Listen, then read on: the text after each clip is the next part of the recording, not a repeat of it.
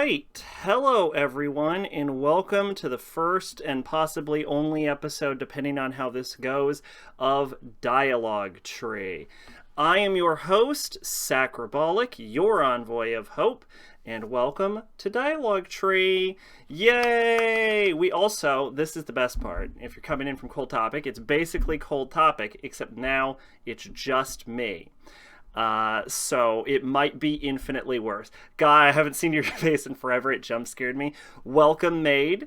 Welcome to Dialogue Tree. You might notice the first difference about this from Cold Topic is that I respond to chat now. That's because I'm not talking to someone. I'm having a dialogue. You see, I'm gesturing to the right, which is where chat is, but it's reversed for some reason.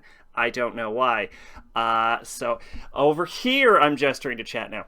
Anyway, yeah, we respond to chat now. That's fun. Another fun thing is that you need to know for Dialogue Tree is there is a voice channel in the Discord, and in that voice channel, I'm signed into it. Now, this might be a mistake, but we do accept call-ins at any time. You can just pop in the voice channel and you can join the discussion. And then I have a little icon that appears over here because it's backward for some reason. That appears over here to indicate that there's a call-in. So if you need to voice your opinion literally about some topic, go ahead and jump right on in. And that ain't happening. It doesn't. You know what? If it never happens, it never happens. All right. But if it does happen, we have a fucking icon for it, and it's gonna be delightful. So my first note that I have about this is actually the first note I have about this is actually a different topic, but I do want to say, here's a fun fact, that this image right here, fucking the backward thing is throwing me off. This image right here, I actually have a license for it. So unlike where in Cold Topic we used a fucking image from a magazine we didn't have the rights for the first 8 episodes, we cannot get in legal trouble for this. Huzzah! You're lucky I don't like my own voice, because if I did, I have some choice words about what you're going to say about some or my favorite movies. You know, if you want to jump in, it's fine. I'm sure your voice can't be that bad, Maid. Anyway, here's my first topic. My first topic for the night is I know what everyone's thinking. All right, everyone's thinking, what happened to Cold Topic? Even though we talked about it a little more than I was planning to on the original Cold Topic, right? But that's not where we're starting. Instead, we're starting with this sick-ass cup that is green, and so the green screen, you'd be surprised, it's shockingly deep. The green screen is... the fucking hates this cup, but this is a big ass cup. This is a big ass cup I got at Walmart, and what I want to talk about this is I was grocery shopping, all right, and I was like, man, I have some cups, but I want a big cup, right? So I see this here. First off, what you can't tell about this cup is the texture. Give that a look. It's basically covered in like studs. It feels so bad to touch, is what I'm saying. Anyway, I saw this big ass cup. It comes with a straw. It's big. It's plastic. It retains heat pretty well. And I'm like, well, and it's like on a sale. It's like $5, right? And I'm like, I'm gonna pick up this cup, right? And then I'm like, I wonder why it's so cheap. No one's buying them. I touch it for 3 seconds. Yo, punk rock cup. It is a punk rock cup, I suppose. It's extra punk rock right now. And yeah, I feel it, and it's like, oh, this is covered in studs. This feels terrible to touch. I hate physically interacting with this cup, but it has so much liquid, and it's so good at retaining temperatures that, like, what am I going to do about it? Anyway, so I pick it up for $5. It was on sale. Fucking go there 3 days later, pick something up else at the store. Guess what? It's down to $2.50. Right? So if I waited like 3 days, I could have got this fucking cup for like half the price I paid for it. I would be $2 fucking 50 cents richer if I had waited 3 goddamn days to buy this big fucking cup. Anyway, what is in this cup, I don't hear you asking. Well, so check this shit out, right? Because here's your surprise. This is a drinking stream. This cup is filled with 5 shots of vanilla vodka, 5 shots of pina colada mix, a bunch of ice, and about 1 shot of orange juice, because as big as this cup is, I ran out of room. Now, I haven't had any of this yet, so let's find out how this tastes. I'm betting bad.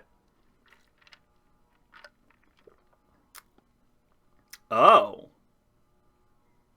Oh. Honestly,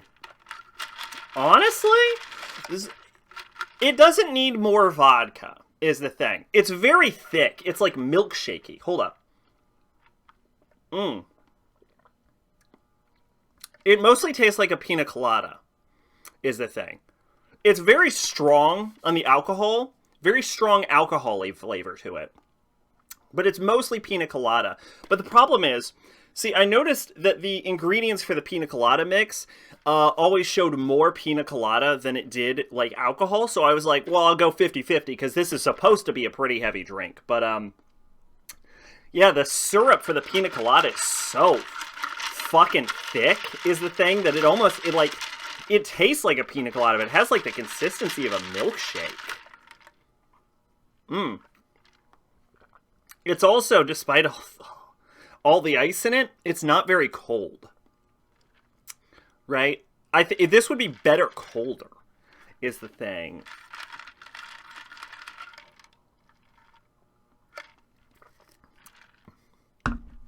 That is absurdly alcoholic, though.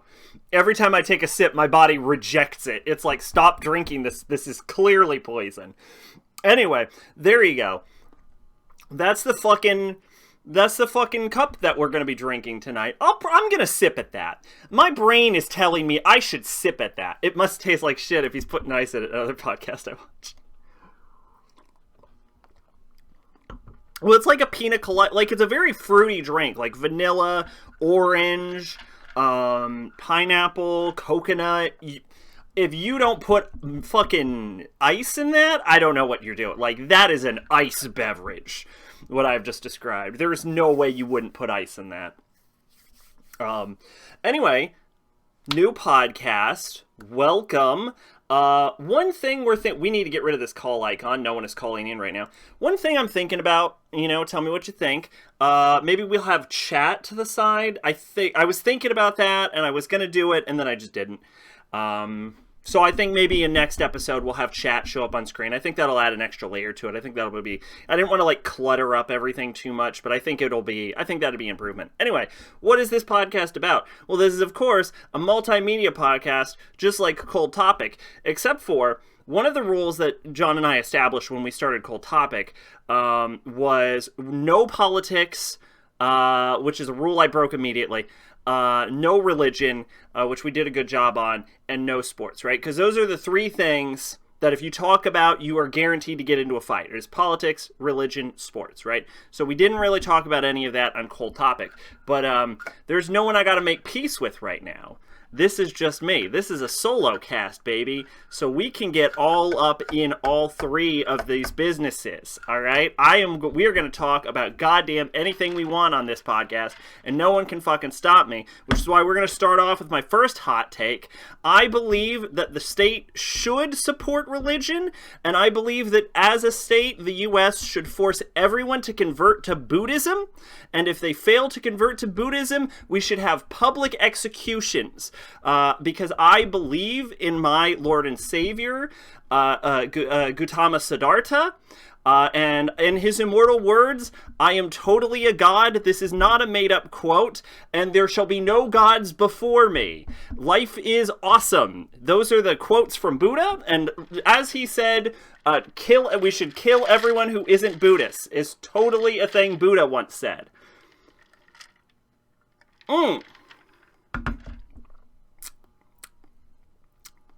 That is a mistake. I should not have made this drink.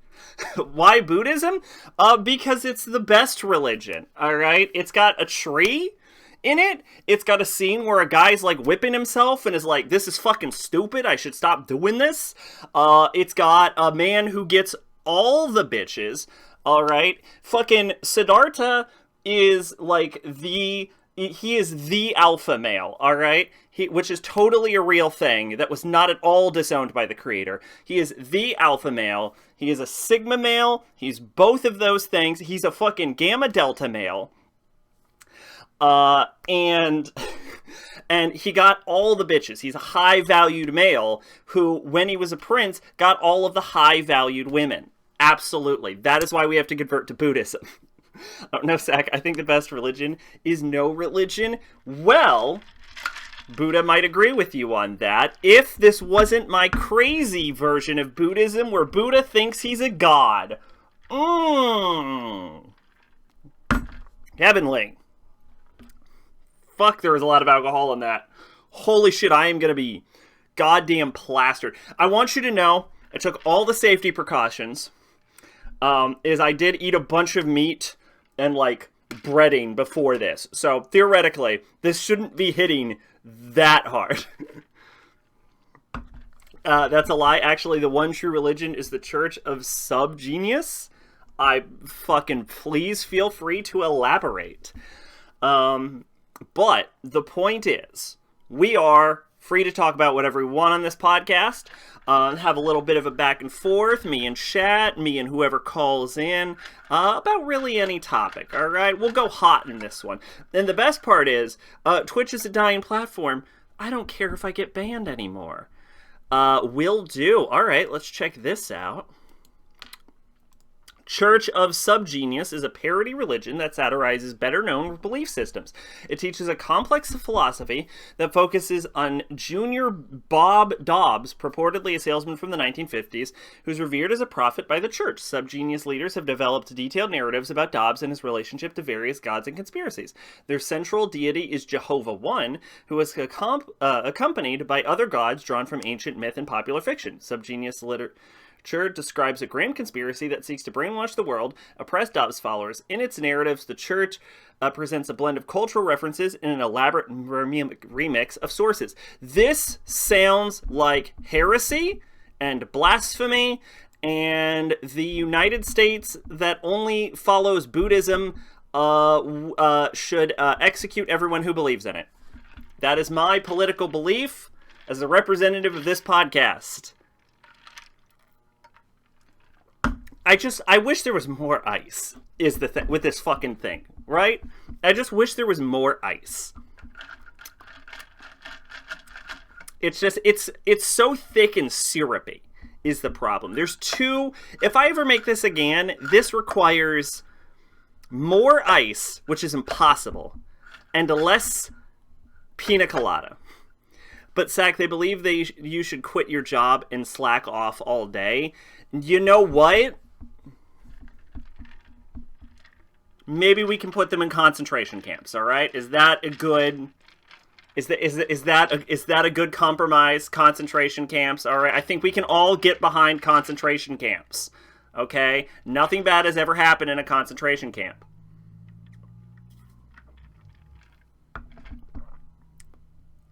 We are definitely gonna get banned on Twitch if we keep that up. All right. So, I think we're almost ready to get into the actual first topic of the night. Oh, by the way, speaking of which, this podcast, I was thinking about it, right? Because Cold Topic was supposed to be a monthly podcast.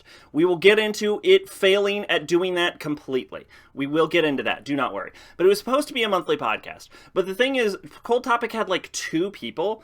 You know the whole conspiracy theory about planet that'll crash into Earth, Nibiru? I think they made that up as a joke in the 90s and people took it seriously. I feel like that's how 90% of all conspiracy theories start. I will say some conspiracy theories are probably more valid than others. Like some of them, I'm like, I don't know if I believe it necessarily, but I can get behind. Like if I had to say like what conspiracy theory you could one conspiracy theory that I'm like, I don't know about, is like, I could see 9/11 being an inside job, all right? I'm not saying I fully believe it. All right, I'm not going to go full crazy, but I'm going to say, like, if I had to, like, seriously say, like, what is a conspiracy theory that I would be like, I could see that being plausible, that would be one of the conspiracy theories that I see plausible. Now, there are some fucking batshit crazy ones out there. I'm not saying get behind all conspiracy theories. Most of them are bullshit. There have been, spicy saying that on September 10th, it is actually September 11th for my... Oh, this podcast. Little did we know that John was the only reason that I was allowed to have a podcast. Because he kept me from being fucking crazy.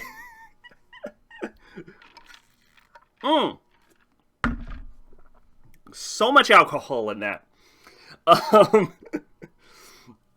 Yes, I could see it being plausible. Because there's some weird things with, like, the banking and, like, a bunch of money went missing at the time, and it had to hit the corporate offices, and there was one that was aiming to the Pentagon, but it didn't make it to the Pentagon. Who knows? I'm not saying it's true. I'm saying, like, there are a lot of crazy fucking conspiracy theories, and I think that's one of the more plausible ones. Like the whole, like pizza...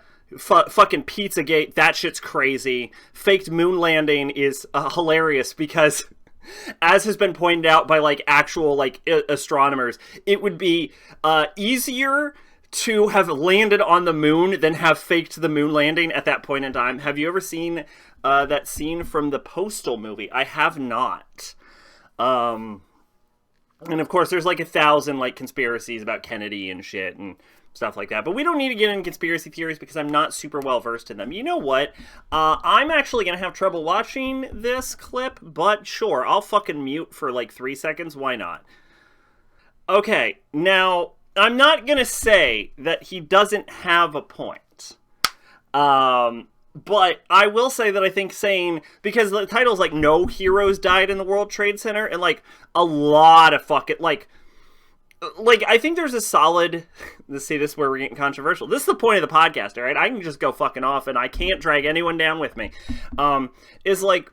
Yeah, I think there is something to be said, like, just because you died as part of a terrorist attack, that doesn't make you a hero, because you didn't really do anything. But, like, there were also, like, a lot of, like, fire... Like, there were people that, like, were probably in the tower that tried to get other people out of the tower that probably died, and there were, like, firefighters and policemen. Like, a lot of people died during 9/11 that were, like, genuinely helping, that I think not being like, oh, that fucking firefighter died? Oh, that's not a hero. It's like, no, that was a hero. I mean, that guy died a hero. Or lady, whatever. I don't care. Well, I said firemen, right? Is that gendered? Is fireman a gendered term? Who cares? You get what I'm saying. But yeah, anyway. Yeah, who knows? Right? Who knows? The thing is, there is a lot of history about the government doing fucked up shit and then being like, wasn't us. And they've declassified those documents. So, like, maybe in 100 years... Right, the U.S. government will declassify it, being like, no, we totally fucking did it. That was totally us. I'm not saying it's gonna happen. I'm saying on like a scale of how crazy is your conspiracy to like from like super crazy to like not crazy at all. 9/11 being an inside job isn't that crazy, right? Not compared to like Holocaust denial or the aliens built the pyramids. Like, you can get fucking crazier is what I'm saying. It's all I'm saying. All right? Anyway. This is a fucking event.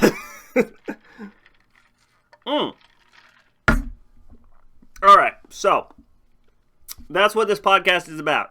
This is about me saying shit I shouldn't be because there's no one left that can stop me. Now, let's talk about what you might actually be wondering about. Why did Cold Topic get canceled?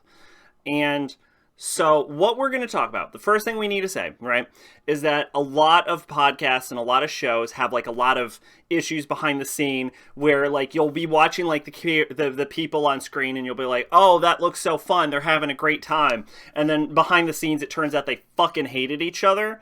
Well, you need to know about Cold Topic is that is not the case. All right. But John and I don't have any beef currently. There's nothing going on behind the scenes. It was totally pleasant, and the podcast ended on good terms. All right, that's what I need you to know.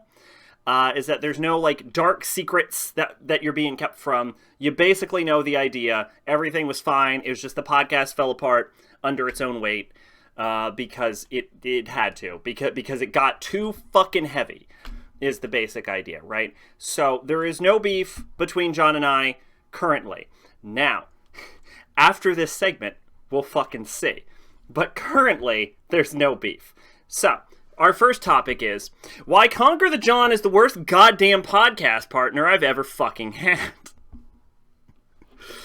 Alright, so I'm not sure who came up with the idea for the original Cold Topic podcast.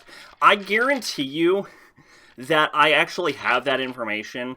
I'm sure there's like a saved log or something that like is like one of us messaging each other being like, we should do a podcast, as long as it isn't, because it might have started in one of John's stream chats or one of my stream chats, is where like the original idea for the podcast came from. So I don't know whose idea it was to start for the podcast, but I do know who did a lot of the legwork for getting the podcast off the ground.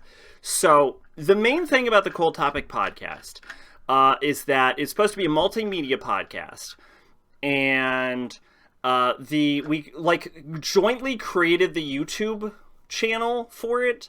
Although John owns that YouTube channel, for the record, and I came up with like the description and the tags that we use for the videos for that YouTube channel, right? But the idea was it was supposed to be on the first Saturday of every month. And you might have noticed that never fucking happened, right? It was supposed to be on the first Saturday of every month. And it was supposed to be at like 9 o'clock, 9:30. Now, the first thing that I'm going to admit a bit of fault for, and this is one of the only two things, is that the podcast was always about 20 minutes late, and it was me getting beverages so that I can have something to drink while we're doing the podcast. We're setting up topics, which was only occasionally my fault. The more I drink this, the more this tastes like fucking NyQuil. Honestly, this is, you know what? This has stopped being a pina colada and it's just turned into NyQuil. This is just slightly cold NyQuil now. Anyway, yeah, so I came up with the idea of doing the first Saturday of every month because I went through the entire calendar and was like, yeah, at no point is there a holiday on the first Saturday of the month. NyQuil with alcohol, so lean. Yeah, I'm drinking lean. That's what's happening right now. I'm drinking white lean. Yeah, so I was like, first Saturday of the month, there's no holidays, nothing can go possibly wrong. We'll do it at 9 because then everyone's off work. It'll be a good time, right? For the first 6 months of the podcast, this worked perfectly, all right? Everything went up on schedule. Now, another thing you need to know about the podcast is that, you know, like I said, there was a dedicated YouTube channel which was supposed to upload the VODs. The idea of it was that we alternate who edits the VODs and we alternate who uploads. Now, the alternating like the scheduling idea of first Saturday of every month was my idea. It was also my idea to alternate who hosted the podcast. And the idea came from like a Terraria Let's Play with like Total Biscuit and Jesse Cox, which I've talked about being my major inspirations for like streaming and like YouTube and shit in the first place, right? So that's not a big surprise there. And the whole idea of it is like you connect with both audiences, both of us had like larger audiences at that point, actually. And you connect with both of the audiences, and then you like sort of like cross promote between them. That was the basic idea. We actually started with John's as part of my idea because John had a larger audience, so you get more people in, then you alternate to my side, alternate to his side. It's a fun time all around. Everyone has fun, and it establishes a pattern so you always know who's hosting next. That was the basic idea behind it. That didn't end up working out, but we'll talk about that in a bit. So those were the foundational ideas. The other idea was that that the podcast had to be uploaded and edited. That took fucking time, right? So the idea was that we alternate who edits and uploads. Now, in the entire 27 episode history of Cold Topic, including, fucking 30 episodes if you include all the specials. Do you want to guess how many episodes John edited of this podcast and how many episodes he uploaded of this podcast? Wait for it. Was your answer 0? Because that was how many times he ended up fucking doing it. Yeah, despite the fact that we were supposed to alternate uploads and shit like that, so we wouldn't be wasting our own, like, so that, like, everyone would have a fucking week break, it somehow turned into my responsibility every single fucking episode to edit the goddamn thing, which John needed the most cuts out of anyone, because he kept fucking admitting to crimes. Editing the goddamn thing and cutting it down, putting it on YouTube, which took like at least a fucking hour or two to upload, like 4 hours of fucking content at a time, right? And then there's the timestamps. Now, the timestamps I will take credit for were my idea and my project, right? So I don't think that John should have necessarily felt obligated to do admitting to crimes. I guess I zoned out those times. Well, they're gone now. So anyway, but he didn't necessarily admit to crimes so much as advocated for committing them, which is definitely against terms of service, and that's why they have been removed. But yeah, so he fucking never goddamn uploaded anything or edited anything, despite the fact that we agreed that we would alternate between this. So I ended up doing literally fucking all of that. And then there's the timestamps, which I ended up taking upon myself to do. But every time you go over to the fucking Cold Topic channel and you see that there are timestamps on every video, I made all of them by myself without John's help because he never fucking did any of it. Now, let's talk about the podcast itself, because, you know, it was all smiles on the actual surface, but the deep, dark secret is, for about month 8 of the podcast onward, I hated the podcast so fucking much, and it was a goddamn nightmare to work on. Alright, for a podcast that went almost 3 years, the vast majority of the time, I hated fucking being on it. Right? There's so much fucking alcohol in that I'm gonna pass the fuck out live on stream. So here's the deal, right? Why did I hate working on the podcast? Well, one, it was fucking time consuming having to edit and upload the motherfucker constantly. But the big issue, right, is like, let's look at the actual content of Cold Topic for a bit, right? So if we look at the special segments across Cold Topic, how many of them were created by John? The answer is 1. It was This Month in Gaming. He had the very first special segment in the entire podcast history. His idea was to go across video game history, and he was going to share with everyone what happened that specific month. Be a fun show, last for 12 months, right? Because theoretically it falls apart after the first year, but honestly neither of us expected it to go past a year anyway, so it wasn't a big deal. Anyway, it turned out to be, and he has said this, too much fucking work to actually bother looking at what happened in video games for a month. So he went to a fucking Nintendo forum and was just like, what happened this month in Nintendo? Right? At which, if you go back to the first episode, you will notice that this motherfucker just read word for word off of a fucking Nintendo article for 30 goddamn minutes. The first segment of the Cold Topic podcast, which was so fucking boring that even John was like, yeah, we can't bring that back. That was fucking terrible. Like, he even knew it was bad, right? That's how fucking bad it was. So the only segment he ever brought to the entire podcast was canceled after the first fucking episode, right? And it was my idea, episode 1, to bring back Anime Dartboard. Lovely show. Everybody loves it. No one participates. Don't worry about that. Later on, I brought in Fight Club. I brought in fucking Metal Chunibyo and Other Delusions. There was fucking Surprise Motherfucker. So I bring in a bunch of like little side game shows to help spice up the podcast and like little special segments. And John brought in one that got canceled immediately because it was too fucking boring and he didn't want to put in the legwork for doing it. Well, but while I'm over here, you're looking at my fucking segments, right? I have to like pour through fucking metal lyrics in fucking Chunibyo quotes for like Metal Chunibyo and Other Delusions. Need to fucking scour anime that fit the goddamn criteria for Anime Dartboard. Have to fucking research for fucking Fight Club. Make the god damn thumbnail and assets for that, and I have to come up with fun little games for surprise motherfucker. So, like, all my special segments, I put in the fucking legwork. He doesn't want to put in the legwork for a single fucking segment, and the one thing he did was so fucking unwatchable. Oh my god. Hey, I rewatched Say I Love You and realized it was worse than I remember. Rewatched Paranoia Agent, which you fuckers hated, and I rewatched all 4 Project A-ko movies. And you know what? I appreciate that. I mean, honestly, I'm not even really bothered if the audience doesn't want to participate in Dartboard. That's totally fine.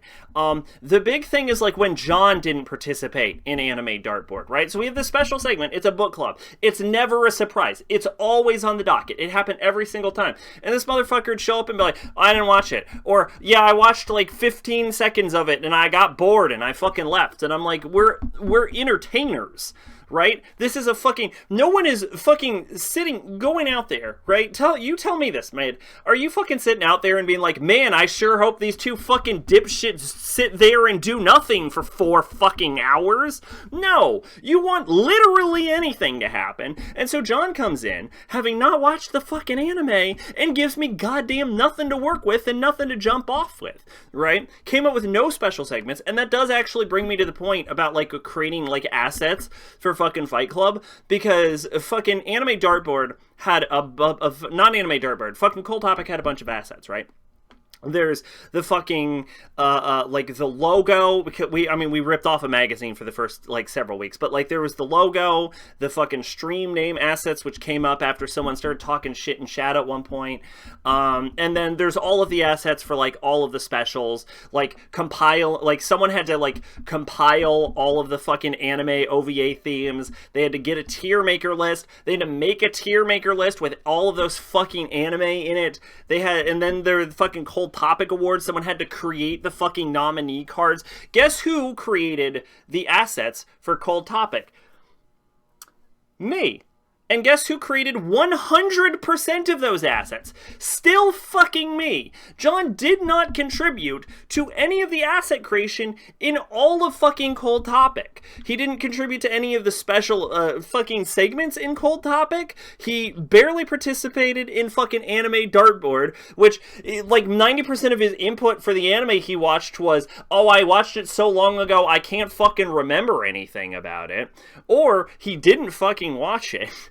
He didn't upload the fucking videos, didn't timestamp the videos, didn't edit the videos. So, even according to John, like, who goes on, like, infinity hiatuses, he's like, oh, Cold Topic's easy, because all I have to do is show up. Because, yeah, all he had to do was show up, because I was the one that was doing all the fucking work on it. For 3 fucking years, I was the only one that actually had to fucking work on the goddamn project. It was fucking obnoxious. Anyway, so one of the other ideas that we talked about was alternating hosting. Well, I can't help but notice that there was one issue where I had, like, computer problems or something, and John had to, like, take over a hosting issue. But every hosting issue that came across was Sean being like, I can't host this month. I'd rather not host this month. So, like, even, like, the schedule of alternating hosting didn't work out because John kept, like, fucking bitching out about it. But another thing is, like, he was like, all I have to do on John's Twitch, I'm offline, and it's with you with a huge anti-John sign. It's all love here. Like I said, no beef behind the scenes. Right now, there's very clearly beef on scene, but I'm willing to put it away in my little chest once we're done with this rant. But this rant needs to fucking happen. So, anyway. Like John says, all he has to do is fucking show up. And he couldn't even goddamn do that, could he? In the entire 3-year history of Cold Topic, how many Cold Topic episodes were actually on schedule? Can you tell me this answer right now? It was... 7 of them. Yes. Now, you might have heard me say it was 8 before. And that's because I'm dumb, stupid person who's wrong. It was actually 7 of them, not 8 of them, 7 of them were on time. The first 6 months were on their scheduled days, and then John had to have a delay. And then I falsely accredited the return, because we did 3 episodes back to back after like a 6-month hiatus. I falsely accredited the first 2 as being on time, and they fucking technically weren't, because the very first one wasn't on time at all. It was 6 months goddamn late now, wasn't it? So technically, in the 3 return trips, he only actually was on time for 1 of them. And so we kept... Now, I will say that John's initial, like... The thing about, like, John's postponing the podcast is, like, some of them are, like, totally fine. Like, some of them are rational. Most of them were rational when I actually got the excuses. The issue is how fucking consistent they were, right? Like, there's sometimes I'll get the reason, and it'll be like, and this isn't a real one, because I don't want to, like, give away John's personal details. Like, he told me, but that's, like, private information. I'm not going to share that. That's way over the line. But we'll be like, oh, my dog got hit with a fucking car. This never happened, but you get the idea. And I'll be like, totally understand. Totally reasonable, right?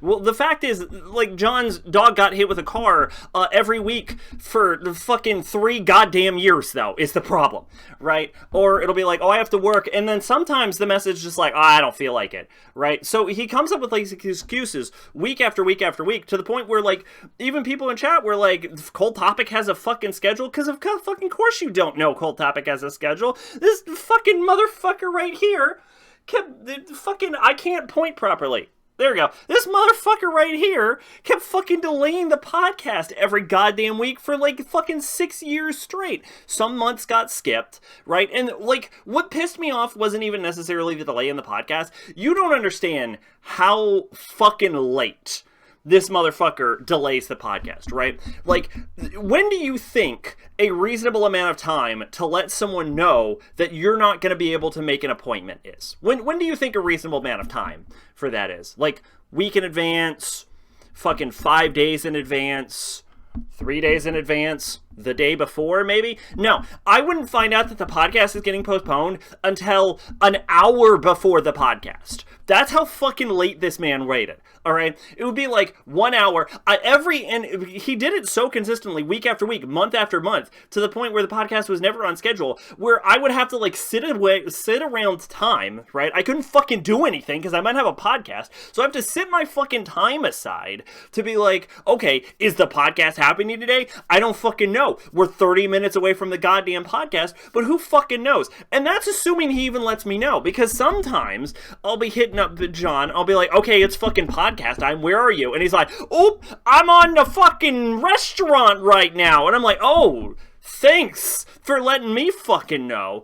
And like, the thing is, like, sure, I get, like, sometimes you have to work, right? And it comes out of nowhere, but like, not that consistently, right? And like, even more to the point, like, you have your goddamn schedule. You know if you have to work Saturdays.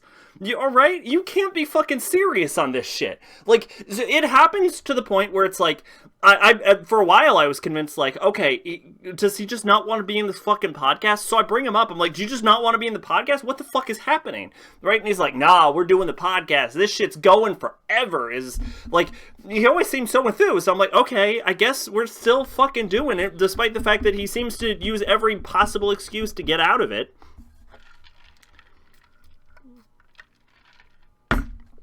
Right? So that's what's going on with that, right? It was fucking, like, above anything else, I don't even think it was the delays that were starting to piss me off. It was how late I had to wait in order to find out, right? Because I'll sit around the time, and then it just doesn't fucking happen. And I'm like, well, my fucking night's gone, right? Because you decided to cancel after the podcast was already supposed to happen. Absolutely fucking infuriating. It was goddamn miserable to fucking work on, because you never know if your podcast is going to happen. Like, never know if your podcast is going to happen. And it wasn't just like one delay a month. It was like sometimes like multiple weeks, right? And then there's the big jumps, right? The ones where it's like, oh, I guess we're gonna have to like skip this entire month because he puts off an entire month. Like the big thing with like the return podcast, where I'm like, it's been like 8 months, and the thing is that like it had kind of been 8 months at that point, because what he didn't remember is we were only back for one, like it was a 6-month break, but we only did one episode because there was a fucking 2-month break before that one because he wasn't fucking showing up to the goddamn podcast anymore. So yeah, like he said, like I did all the work, so all he had to do was show up, but he couldn't fucking do that, right? He didn't even show up to the fucking thing 90% of the time.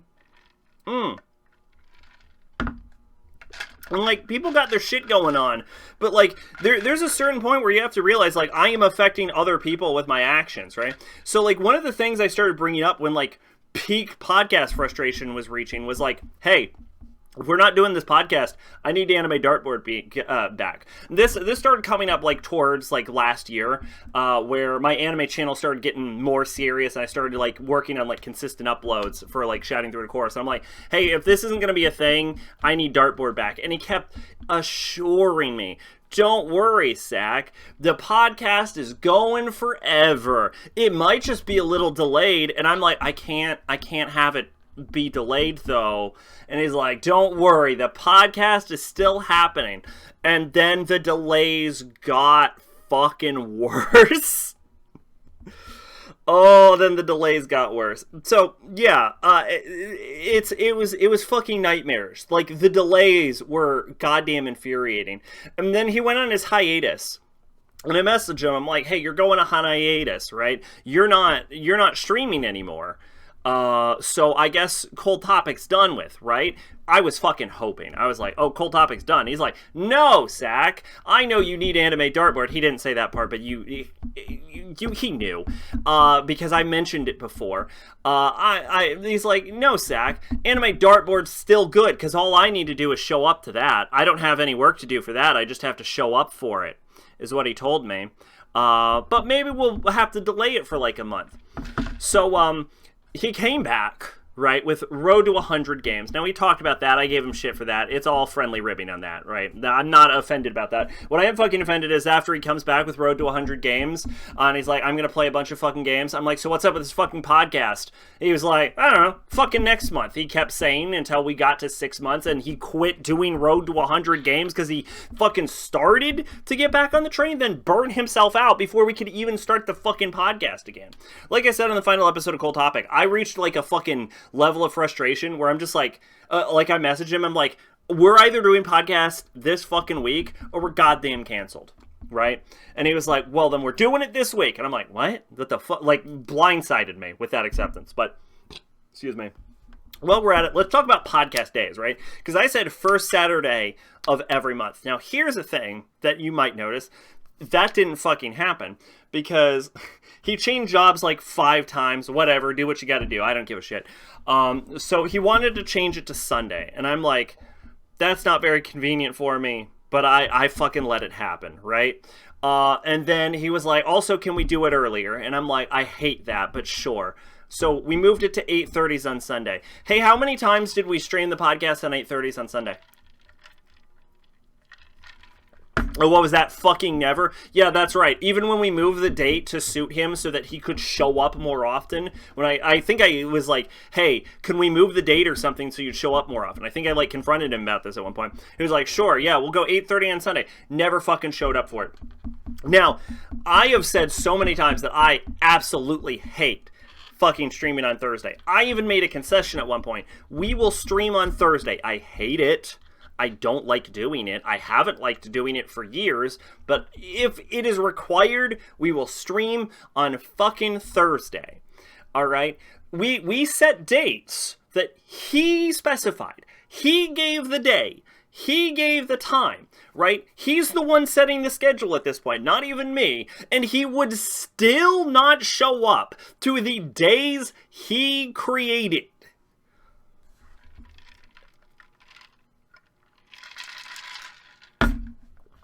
I am just drinking NyQuil.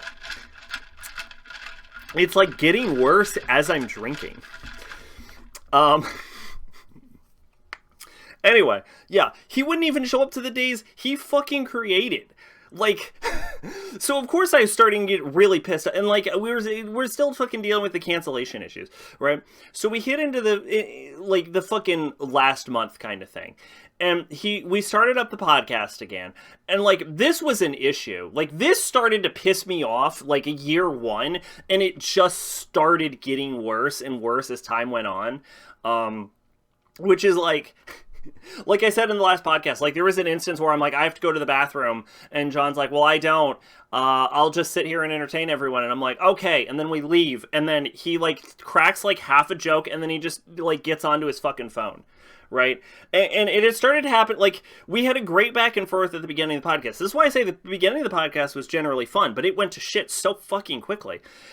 Is like, as the time going on, the formula for the podcast would basically stop to becoming like two people having a back and forth and having a discussion, and started to become, I had a topic, and then he just fucking sat there like a goddamn log, didn't say anything, and waited for my topic to end.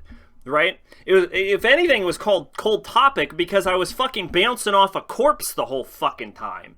Right? And like I started to notice that like I didn't really have a lot to say about his thing. So what I started to do over the course of the podcast is I'm like, we got to spice this up. As I started to interact a bit more during his topics, started asking questions, cracking jokes, just doing something, you know, even if I didn't really have a lot to like add to the conversation, to spice it up. You remember that like scene where I like zoomed in on Mario just for funsies? Fuck it. Give someone something to go off of, right? I've got fucking nothing, and I'd be lucky if he sat there like a fucking corpse, to be honest, because the thing he started consistently doing was we were having a fucking conversation, and he'd just start fucking typing away on his goddamn cell phone the whole time, and he talked about it. I started calling him on it towards the end because it started to become absolutely fucking infuriating. I'm like, hey, you're just typing away. We're doing a show, right? We're trying to fucking have a conversation. We're trying to entertain people, and you're on your goddamn phone. I cannot imagine anything less interesting than a motherfucker on a fucking phone. And he's just like, oh, people always text me during the podcast. Don't fucking answer them. What are you talking about? You specifically tell these people, oh, I'm busy. And then they keep messaging you. You don't have to fucking respond and strike up a goddamn conversation. Unless it's a goddamn emergency, and it wasn't, or he'd have gotten up and left the podcast and been like, oops, I got an emergency. You can just not answer. It happens to me all the time. I've gotten messages during the goddamn podcast. Do you see me typing away on my phone? No! Who does that? Who just fucking types away on their phone while they're supposed to be putting... Imagine you're going to fucking Broadway, alright? And all of a sudden a fucking actress playing Elphaba is just like, oh, hold on, I got a text from my fucking boyfriend. What are you talking about? Like, the fucking KOTOR, you watched me during KOTOR, you know I lost my fucking shit on the penultimate episode, where I'm just like, because it got ridiculous. It was like he was on his phone for almost the entire podcast that time. And I'm like, I'm fucking done, right? Because at that point it was like, almost 3 years of having to deal with this bullshit, of doing all of the work, creating all of the assets, doing all of the uploads, having to deal with these fucking last minute scheduling changes, having to schedule the shit, creating... By the way, the other thing is I created all the topic orders, but that's on me. That was because I was crazy and insisted everything be in the same order every time. That one's on me. But, like, doing all the times tables, all that shit. And then I'm just like, like he said, all he has to, I did all the fucking work. All he had to do was show up, if he even did that. And then once he started showing up and then not fucking doing anything and just sitting on his phone the whole fucking time and not fucking engaging in conversation, that's the moment where I lost my fucking mind. That was the moment where I'm like, I am goddamn done with this podcast. He was on like the one like penultimate episode. He was on his phone like 6-8 times or something, to the point where I had to like start calling him on it. Like that was the point. Like like I talked about in KOTOR, where I'm like, I'm fucking done. The next time I get an excuse to end this fucking podcast, this podcast is fucking done with, right? And then the fucking next week, I'm not gonna share it, it was personal, but he's like, he came up with an excuse, and like the thing is, Right, it almost became like a sort of like a competition for me because I had to be in the right. That was a thing that for some reason became like, even though this podcast had been making me fucking miserable for 3 years, for some reason I had to be in the right at the end of it. I had to be the hero, right? So, so he comes in. And he had a great reason to postpone the podcast that week. It was a good reason, and I was like, that's fine. Like, to the point where I even had to, like, post on Discord, hey, the podcast's not... I know I said next time the podcast is delayed, we're canceled. We're not canceled. His reason's too good. I can't let this go and be a fucking good guy. And so he sets the next date. He did it at that moment. And you could say maybe this is a little dicey. Maybe I shouldn't have let him set the date at that point, right? Because he was a little out of it at the time. And that's, you know what, maybe that's on me a little bit, but I think the fucking fact that we all know where the story is going and the fucking next excuse was so fucking ridiculous, I think more than justifies maybe just letting that go, right? Because the next reason, and thankfully, I am so glad he talked about this on Cold Topics so I don't have to worry about not sharing this information, is I get a message like the night before and he's like, oh, I'm sorry, I forgot I had to go to New York that day.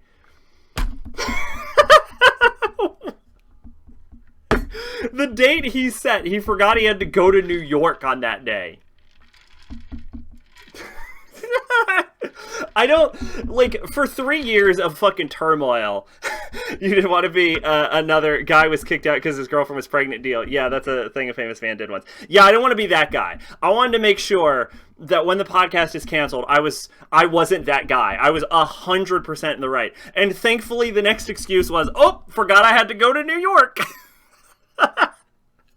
Which I think is just like the fucking, even if you acknowledge I have to be in New York that day is a fantastic fucking reason. By the way, it's a birthday.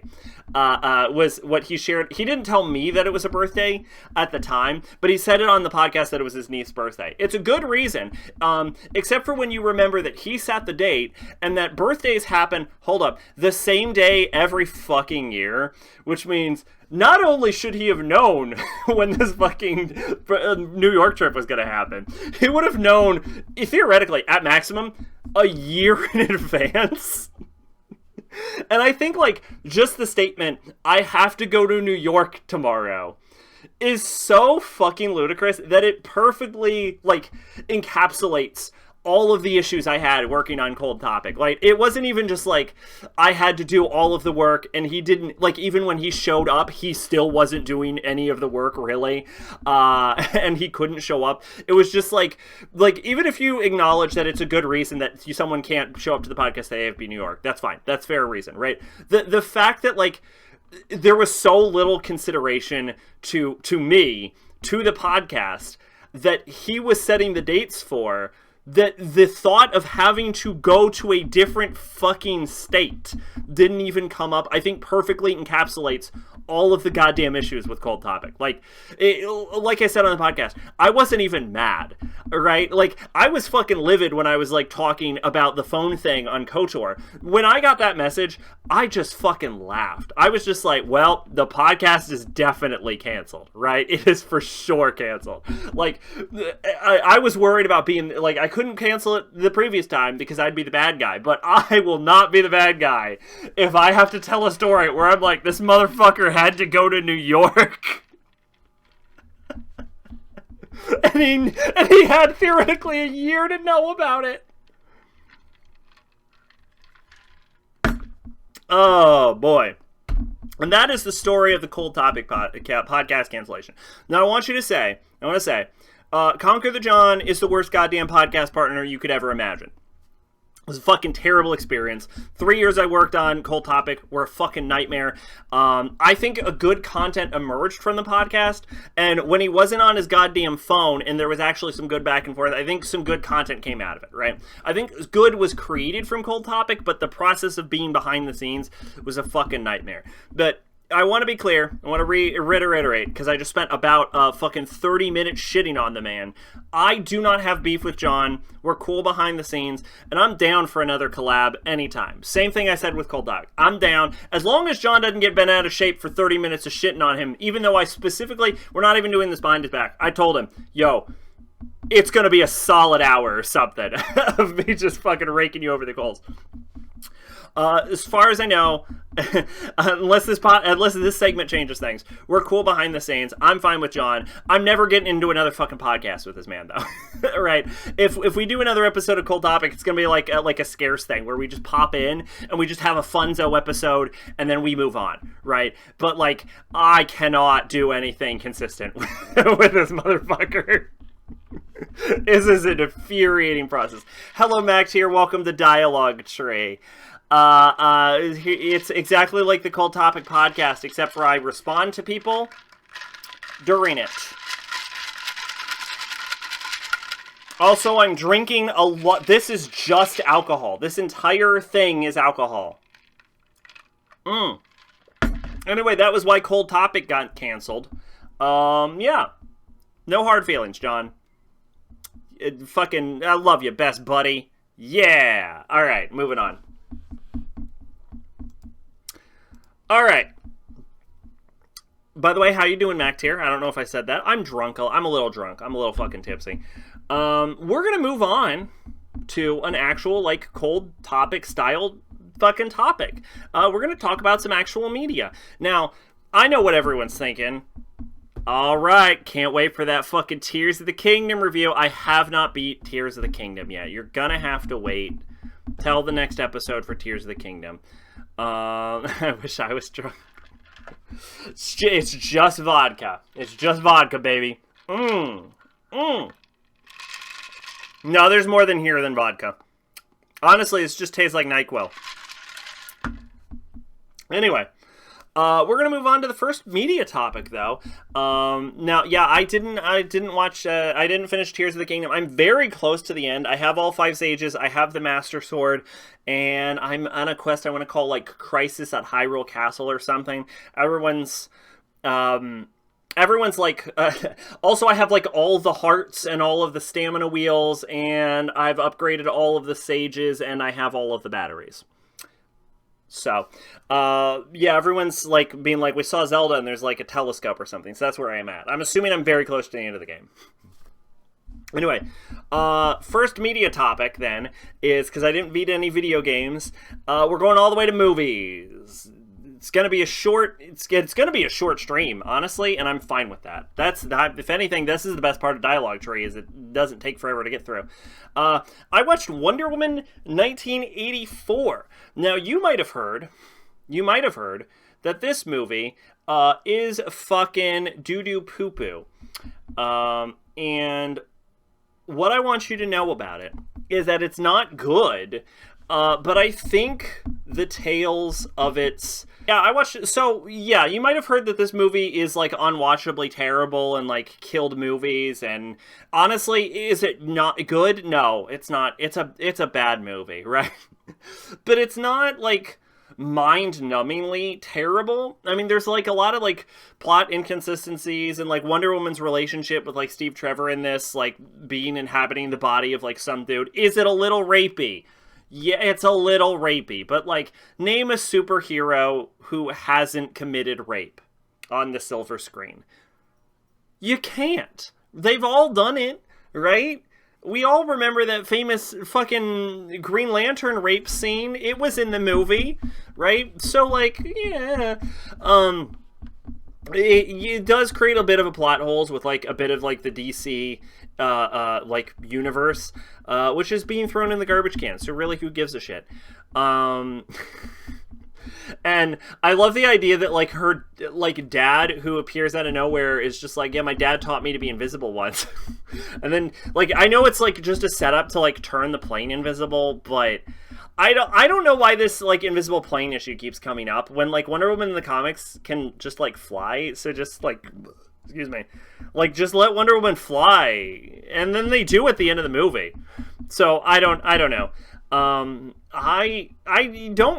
thing is, I actually don't have a lot to say about Wonder Woman 1984. I think the problems with the movie are that it's, like, it's kind of confused, and, like, unfocused, and then, like, what's his name, like, Max Lord or something, just like, I wish I was the Stone.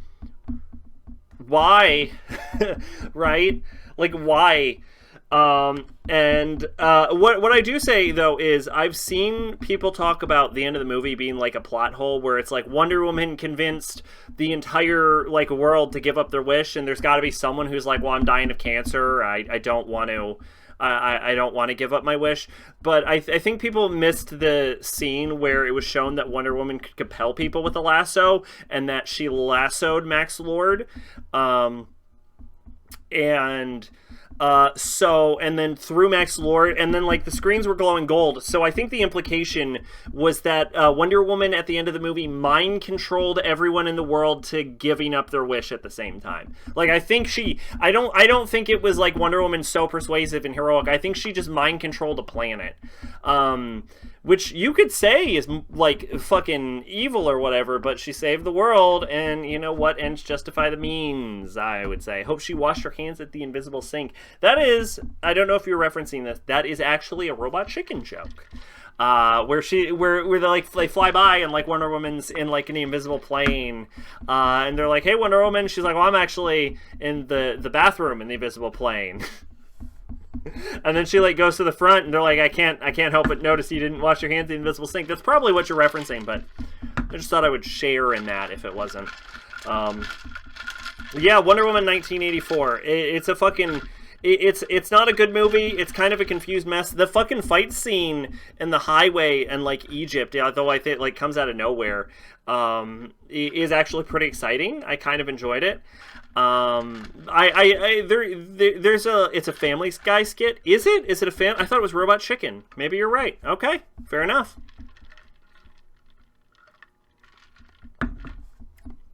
But at least we're referencing the same skit. Why's my hand sticky? Anyway, I'm drunk. That's my excuse. I'm less drunk than you'd think. Can I be honest? I'm less drunk than you think I am.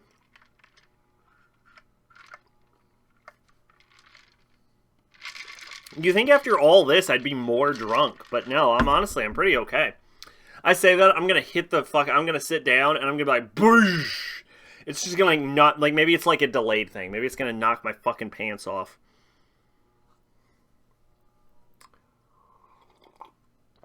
That was water. I just drank water there.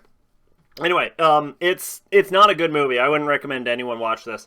But there's that exciting fight scene in the desert, which you can probably just watch on YouTube, and then that's good. That's about it. I don't really think anything like stood out for me aside from like the rapey aspect and the fucking dumb shit invisible plane. Yeah, no, I don't know. Wonder Woman 1984. Not a lot of opinions on it. Sorry. All right, we're moving on to I watched Everything, Everywhere, All at Once. Now, we all know the gimmick, all right? Popular movie comes out, and I shit all over it. Well, guess what? It's not happening this time. This movie is fan-fucking-tastic. I enjoyed it from start to finish. It was goddamn delightful. I liked the like multiverse aspect, and I liked that it's like a combination of the movie The Matrix, but also like added in there with like the movie Jet Li's The One. Like it's like The Matrix meets The One, with the main villain having a little bit of Dr. Manhattan in there. It's a fun time. It's it's basically like a character drama, like wrapped in the like concept of like a multiverse hopping, almost like time travel kind of story. It's a good time. I like at the end when the whole family is like helping hold the like main villain back. I was like, man, this is fucking heartfelt, right? I liked watching like the characters like grow and develop. I liked that like the dad is like portrayed as like a doofus the whole time, and then at the end it's revealed that like he has the secret to everything. I think that's like really sweet. It's got a bit of like a so random type humor to it occasionally, but I think it like works for the movie, and I think the sort of like randomness of the film itself and a bit of its humor actually helps portray a bit of the struggles of the main villain, who is basically, their brain can't fully comprehend every universe they're in because they're perceiving essentially all of time simultaneously, but they can't like fully handle it, so they just perceive it as like constantly flip-flopping through universes. And I kind of appreciate this sort of like randomness is like that regard of like the characters who are having trouble focusing on one single reality simultaneously.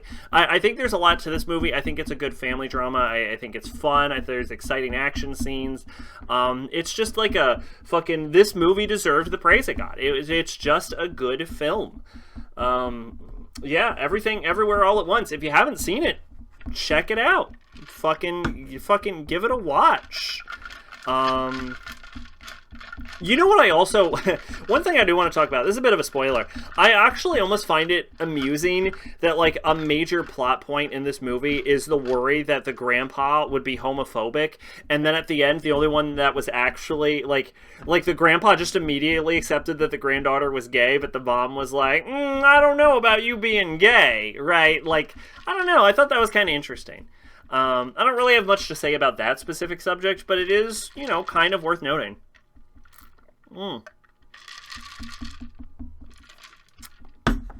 Haven't seen it, but I heard good things. If you can find it, if you can get a hold of it, I definitely recommend this one. Don't recommend Wonder Woman 1984.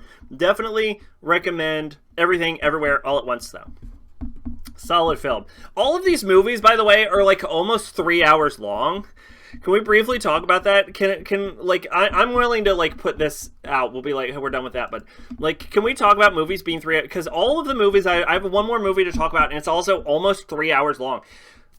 Stop making movies 3 hours long. No one wants a 3 hour long movie. I don't care how good your movie is.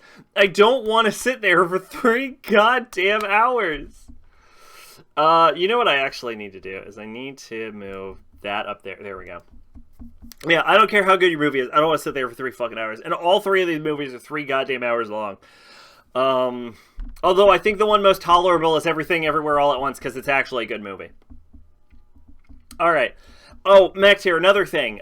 You can call in at any time, like a radio show. If you ever want to call in, there's a Discord voice channel for calling in. Is it the one about the A-bomb guy? No, I have not seen Oppenheimer. I would love to get a Barbenheimer thing going, but I don't want to go to the theater. That's my thing. I don't want to go to a theater. All right, you got to go there. You got to buy tickets. You got to sit with other people. It's dark. It's loud. And like, what am I gonna do? Not buy fucking popcorn and a drink? I have to buy popcorn and a drink, right? And like, am I gonna go there alone? Do I get a date? Who am I gonna like? Fucking what? I gotta hop on fucking Tinder and be like, hey baby, you wanna fucking do a Barbenheimer thing with me? And they're like, I don't, and then like the implication is like, what am I gonna fucking pay for that too? It's like $20 for a fucking movie trip last time I went, and that was like fucking 10 years ago. I'm sure it's like 30 now, right? So what am I gonna do? Fucking pay like $60 for a fucking movie trip? I'll watch it at some point somehow. All right, at some point I'll do it, but I'm not going to the fucking theater. No, I watched another movie that had already came out. I watched Batman. I watched The Batman, starring Robert Pattinson, Edward Cullen. Now, this movie this movie's almost 3 hours. Can we talk about this? Stop. Just stop, please. This movie's almost 3 hours. Yeah, starring Robert Pattinson. And this movie got almost universal praise. Everyone talked about how much they love this movie. I heard it's gotten up to 50 for the movies. Absolutely not. Absolutely not gonna pay that. No wonder no one's going to these fuckers. No one's gonna pay that kind of money.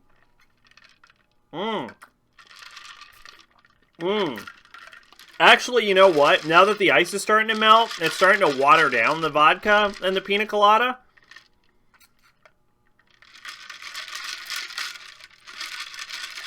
It's starting to get better. It's starting not to be so bad. Anyway, Batman. Everyone loves this movie, except for me. I was so goddamn bored during this film. Now, the first thing I want to talk about, is Robert Pattinson. Because I know there was a lot of skepticism about him being a Batman. And I was like, I think he could make a good year one Batman. This is year 3 Batman, because I mentioned he's been Batman for about 3 years now. He was fine. He was a solid Batman, honestly. I think he did a great job. So that's the first thing I want to say. Good on him. I think some of the costume design was a little iffy on the villains. But whoever played the Penguin did a totally fine job. I would have liked to see, like, the fused fingers that Penguin's kind of famous for, and he's a bit too tall to be Penguin. But like the villains not looking like the actual Batman villains, like enough like them, is kind of an issue across every villain in this. So whatever, who cares? Moving on with it. But I think like as an actor, the ones that really stood out to me are like are Robert Pattinson's Batman, and whoever fucking did Penguin did a fucking fantastic job. There is a romantic subplot in this movie with Catwoman. We all know I don't like Catwoman. I think I don't want to say anything about the actress. She did fine. I think I'll stick with the 2004 series. It's probably a solid plan. I remember that series was actually pretty good. Don't know if it holds up, but I remember it was pretty good. Anyway, I'm not talking about the actress, but I am talking about, like, I didn't really care about her. And I think the fucking romantic plot between her and Batman is just fucking random. They have like 2 scenes, and then there's like, oh, maybe they're gonna kiss. Like, this movie's idea of romantic tension, excuse me, is having the characters stare longingly into each other's eyes. It feels so forced, so unnecessary. And then when they break up at the end, I think you're supposed to be like, oh no, Batman and Catwoman didn't get together. And I'm like, they have known each other for a combined total of 30 minutes. We have seen every time these characters have interacted. I don't know where this romantic tension is supposed to be coming from. That whole relationship was so fucking forced. One thing I appreciate about this movie is that it got weirdly deep into Batman lore, like Catwoman being like the daughter of Falcone, and the movie got into the fact that like Thomas Wayne is fucking awful and Martha Wayne is fucking crazy. And I noticed they used the term at one point, they emphasized the word hush money, and I'm like, ooh, we going somewhere with this? We bringing in Hush? And they didn't, but I think the movie ends with a bit of a sequel bait kind of thing, so I think they're trying to like do some setups if they want to expand on this form of Batman, which I don't know, I'm fine with, I guess. The central focus of this is like they're focusing on like the Riddler. The Riddler is supposed to be the big villain of this, but so much of the movie is dedicated, it's almost kind of messy, right? Because a big portion of this movie is dedicated to Falcone, who is important to the Riddler story in this movie, but like so much time is dedicated to Falcone and what's going on with him and what was going on with him and Thomas Wayne, which is related to like the Riddler's motivation. But I think this movie could have been better if it was just like a Falcone movie, which wouldn't sell tickets because no one gives a shit about the Falcone family, or if it was just a Riddler movie. I also really do not like the Riddler in this. It does not feel like the Riddler to me. To me, what I like about the Riddler is he's kind of like the Riddler's been around since, I think, theoretically in comic history, not in real world history, but like in the universe of DC. I think he's been around longer since than Joker, because Batman was Batman already when he fought like Joker as Red Hood when he fell into the chemical vat, whereas I think like Riddler was like the first isn't Riddler like their year 1 villain? I think he's like the first one Batman went up against. So I think in DC comic history, I believe Riddler has been a villain longer than Joker. But they fucking do not like each other, is another thing. But like Riddler's like gimmick is he's sort of like less serious, and he's trying to challenge Batman on like an intellectual level. And I didn't so much as get that sense in this. Twitch is gonna have a fucking field day, but I don't care anymore. Like the Riddler in this movie is basically an incel, is the kind of vibe he got. Like he's like sitting in like a dark, dank apartment, chatting with people online, and he's like, and then he like organizes like a fucking like public shooting. And I get that the movie's trying to blend in realism and be like, oh, look at this, but like I don't know, like a realistic take on superheroes is like so fucking cliche and overdone at this point that I don't want that. I want superheroes to be superheroes, which even in that regard is kind of a bit overdone because Marvel's been doing that. So, like, I don't know. Superhero fatigue's really fitting in, I think, at this point. But, like, yeah, I think if I had to make a preference, I would rather comic booky superheroes than realistic superheroes. So, like, turning Riddler into, like, a fucking anarchist, like, incel fucking school shooter just doesn't do it for me. I didn't like the Riddler's portrayal in this. I'm not saying anything about the actor, but I fucking hated how he played Riddler. I did not like the Riddler. Like, the Riddler's crazy in the comics, but, like, the Riddler's, like, a sort of subtler sense of crazy, where, like, the Riddler doesn't even think he's crazy, and then, like, because there's the one thing where, like, Riddler, like, escaped and, like, tried to get away with a crime, and then he still left riddles, and he's like, y'all, I think I might actually be crazy. I really tried to get away with it. And, like, the Riddler has been a bad guy, but he's usually not shown as being that bad. Like, and he is a complete monster in this movie, and I'm kind of not on board for it. I like him being sort of like a subtler, more intellectual type of villain, like a sort of cerebral threat. Maybe check out Adam Sandler movie The Cobbler. Seems very, very random. I know you posted that movie, but I don't know what that has to do with Batman. But I'm willing to hear the pitch on why I should check out The Cobbler. But before you pitch me on why I should check out The Cobbler, please tell me if this has anything to do with Batman, or are you just telling me in general to check out The Cobbler? But yeah, I didn't like the Riddler. I didn't like the movie. Feels messy and unfocused and overly long. I didn't like any. I didn't like it. I just didn't like it. I didn't like anything about it. It's also a very dark movie. Yeah, I don't know. Like, the actors did fine. Like, everyone did their best. I think it's mostly the script I have issues with. And the Riddler in this is not very compelling. Is water something they add to cocktails? Because water would have really helped this. He turns into a Batman type hero towards the end. Or considering cobblers make shoes, that one sentence may have just sold me on the entire movie. I'm not gonna lie, you did a fucking great job of selling me on it. Right there. I was like, wait, what? Yeah, the Batman.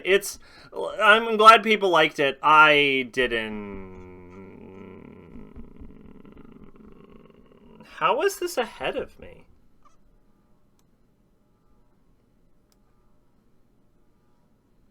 Oh, it wasn't.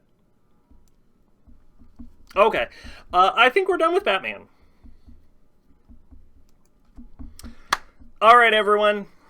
I hope you're ready, because it is time for a returning segment from the Cold Topic podcast. That's right. We're never gonna let it die. We're never gonna give it up. We're never gonna let you. Okay, we're not doing that twice. We already rickrolled you at the end of Cold Topic, which was also my idea because I wanted that to go out in a bang, and it is just delightful. I'm very proud of the ending. Anyway, we are bringing back Anime Dartboard, the segment of the podcast or solo cast, where we select a random fucking 13 episode anime, English dubbed, and 350 minutes maximum, I should say. And we randomly select it, and then we talk about it, and then that's it. It's an anime book club. There we go. Good enough for me. Okay, Project A-ko is what we selected last time. Now, this is going to be fun because we don't have John here to bounce off of. I didn't find the dub to be that bad. I didn't hate the dub, actually. But yes, I did watch it dubbed because we have to watch them dubbed. That is the rule. For those who are wondering, now that Anime Dartboard doesn't need to be dubbed, are we still going to stick with the dubbed rule? I think yes. I'm not going to say you have to watch it dubbed or subbed. I don't really care as far as like the discussion purposes go for the book club. But I think just like making it dubbed adds a sort of like level of accessibility that I think will help people. I think we are going to stick with the dubbed thing as far as the rules, even though we don't strictly need to anymore. Just because like some people are like, I can't watch anime if it's not dubbed, and I used to not super care, and I still kind of don't, but I will say that I generally default to dubs now, just because y'all know I have that eye problem where like if I read for too long my brain starts fucking hurting, and dubs avoid that problem by making me not fucking read. So, yeah, I think we're going to keep the dubbed rule. So, yeah, 13 episodes, 350 minutes dubbed. But watch whatever version you care about. Anyway, I watched Project A-ko.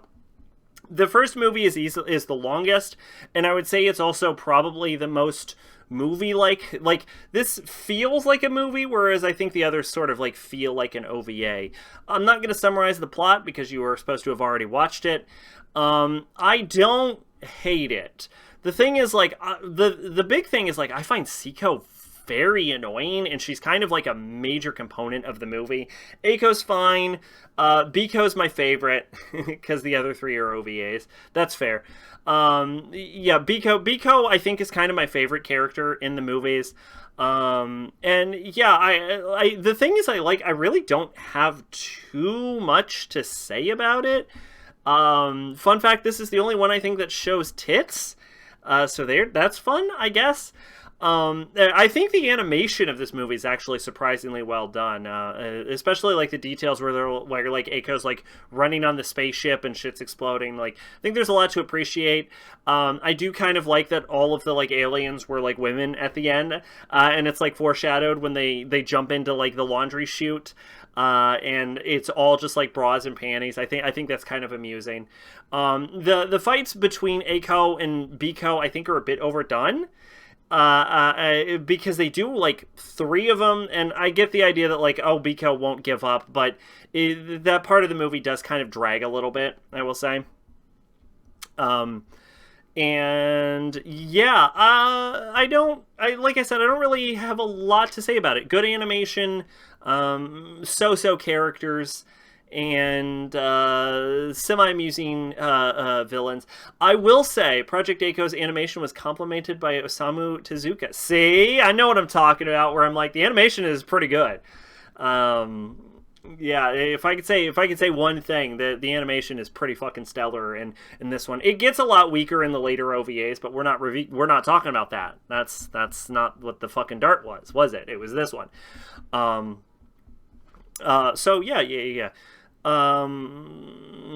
Also, here's a fun fact, is that this universe is shown to be just one of many other universes in the like 90s A-ko OVA, which is A-ko Versus, where it's shown that there's like multiple universes, and this is shown to be just like one of them. So that's kind of fun. But excuse me.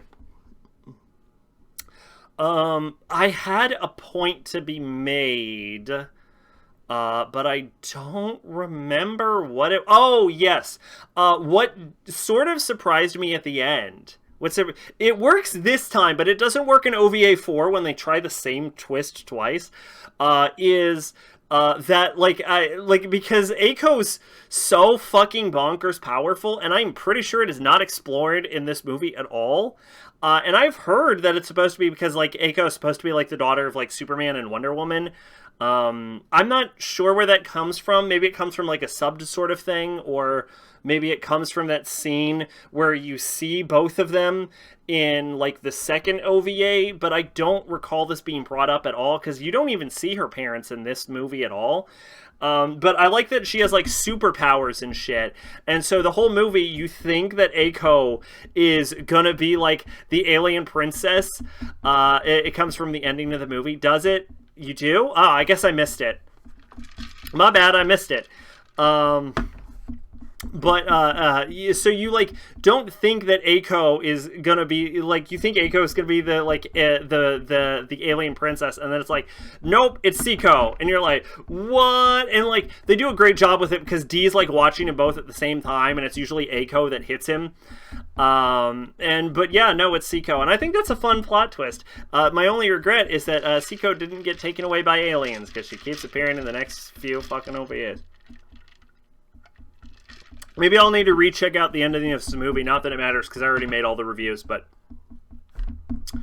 yeah, no, that's Project. I have a timestamp. I would fucking love it. Actually, I'll check it out. I'll genuinely check it out. Yeah, because I guess I missed that part. I know that's one of the things I see on like the Mal page. Is it's like, yeah, oh shit. Oh, it's just on YouTube. 1806. Yeah, it's like it's on like the Mal page that like the bands restrain her power, and I think that's implied in like Love Rasputin. But I totally missed the like Superman Wonder Woman thing. I'm like, I'm not sure where that comes from. 1806. I should probably mute. Okay, I see how I missed that. It's actually very subtle. It's just like 2 frames, one with like a Superman logo, and then like one with like Superman mad scientist on the newspaper. So it's very subtle. So I do see how I missed that. I don't. Oh fuck. Well, I'll have to cut that out. I forgot I was capturing that. My favorite anime movie, Sack. You weren't gonna pull a fast one on me like that. I wasn't trying to pull a fast one. I genuinely said I don't know when that came up. I missed it. I will have to cut that out though. I just fucking straight up played that. Whoopsie. So you fucking what collectively like 6 frames though. I don't feel bad about missing that. That was very subtle. Okay, yeah. All right. I don't know where we get the Wonder Woman implication, though. Because, like, that implies that her dad's Superman. I'm not sure. I'm sure where the Wonder Woman thing comes from. Though, give me a timestamp on that one. I'm challenging you. Did you not watch the HD version or not? I don't know which version I watched. I kind of missed the style of anime. Yeah, everything was hand-drawn back then. I think they, like, stopped in, like, 96, 98 or something. The same one? Where did you get she's Wonder Woman in that? She holds up a Superman symbol in that. That doesn't imply she's Wonder Woman, does it? Unless it's supposed to be a Wonder Woman symbol. Do I have to go back to the clip? I didn't get she was Wonder Woman from that. What are you talking about? Use words. Because she looks exactly like Diana during the 80s. I guess I'll take your word for that? I don't know.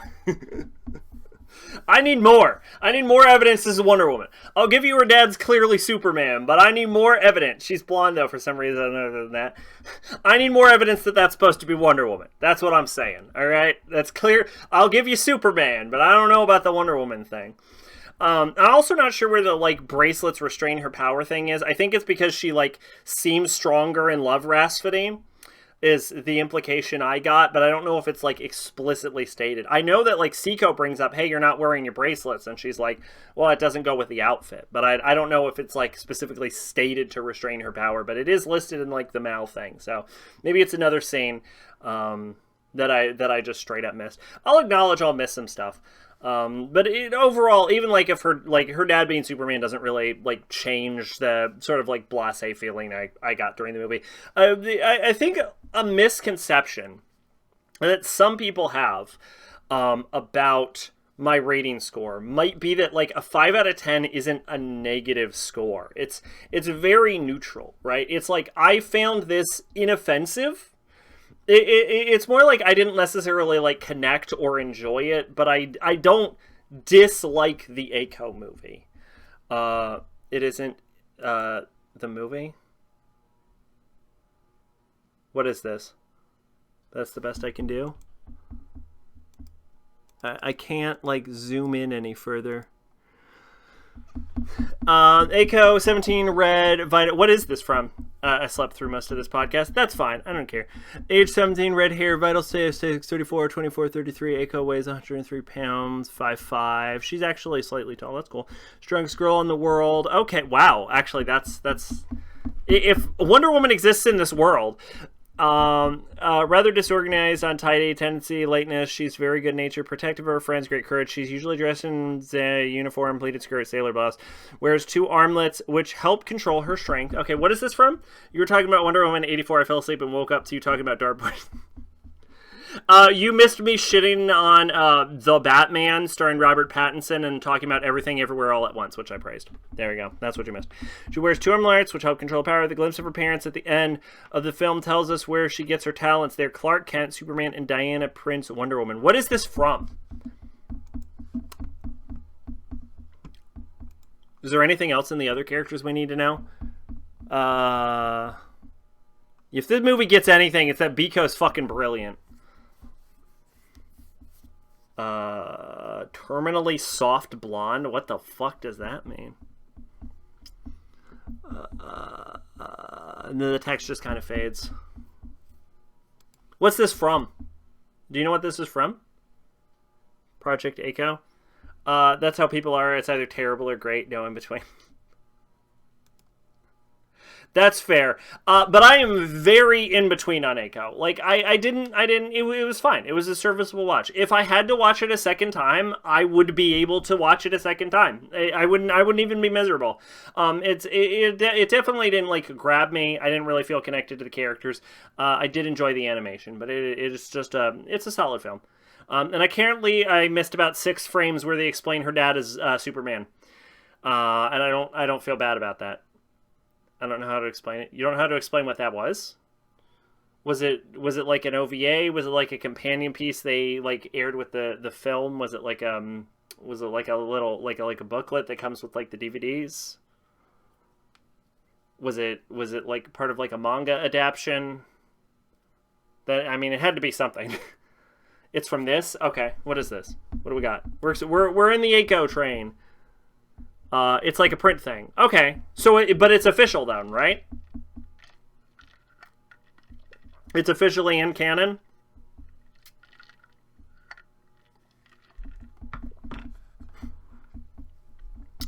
There's a little print thing? Yeah. All right.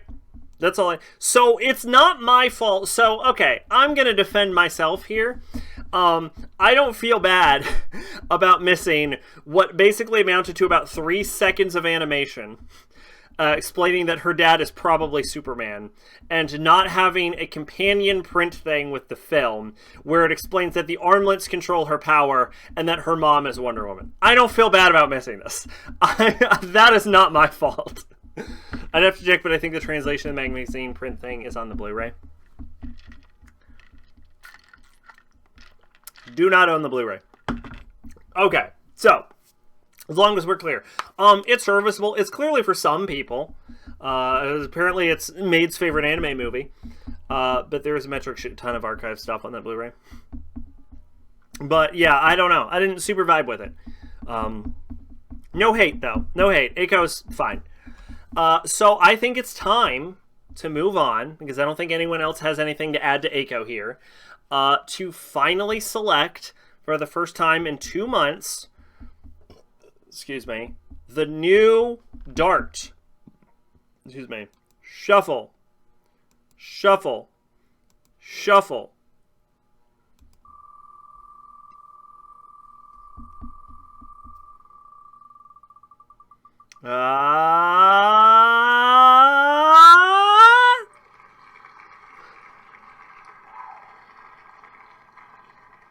I don't know what this is. It sounds like a shitty 80s OVA. Detonator organ. What the fuck, dude? It's a shitty 90s OVA. Detonator organ. is a 3-episode OVA series from 1991 to 1992, animated by Ake and Artmick. Fleeing from his own race, Organ, an alien being with superhuman abilities and unearthly weapons, travels to Earth to find an answer to his origin. There he bounds with a young man named Homoru to defend Earth against the Evolutors, who seek nothing but destruction of other civilizations. Okay. Detonator Organ. Its tags are action, sci-fi, and its theme is mecha. It is rated R, and they are 59 minutes per episode, and it's directed by Masami Obari, which directed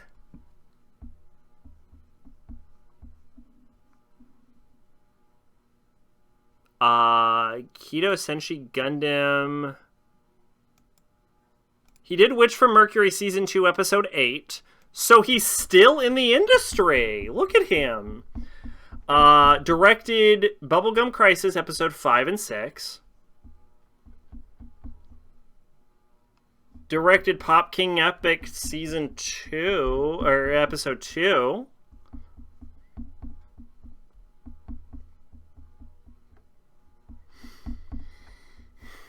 Directed something called Viper GTS. Please don't be porn. Oh, I've heard about this. It's not on my list, though. What year is this from?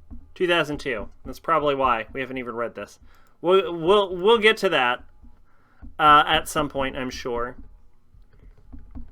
When we directed Angel Blade. Is this his directorial debut? I think it is.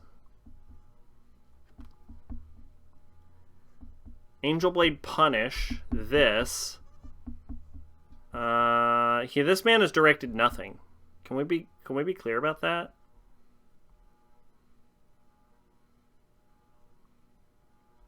He directed something called Gundam Breaker Battleog.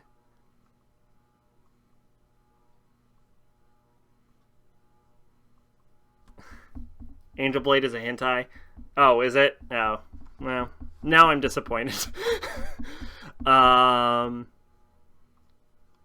Yeah, wow, this dude has directed nothing of note.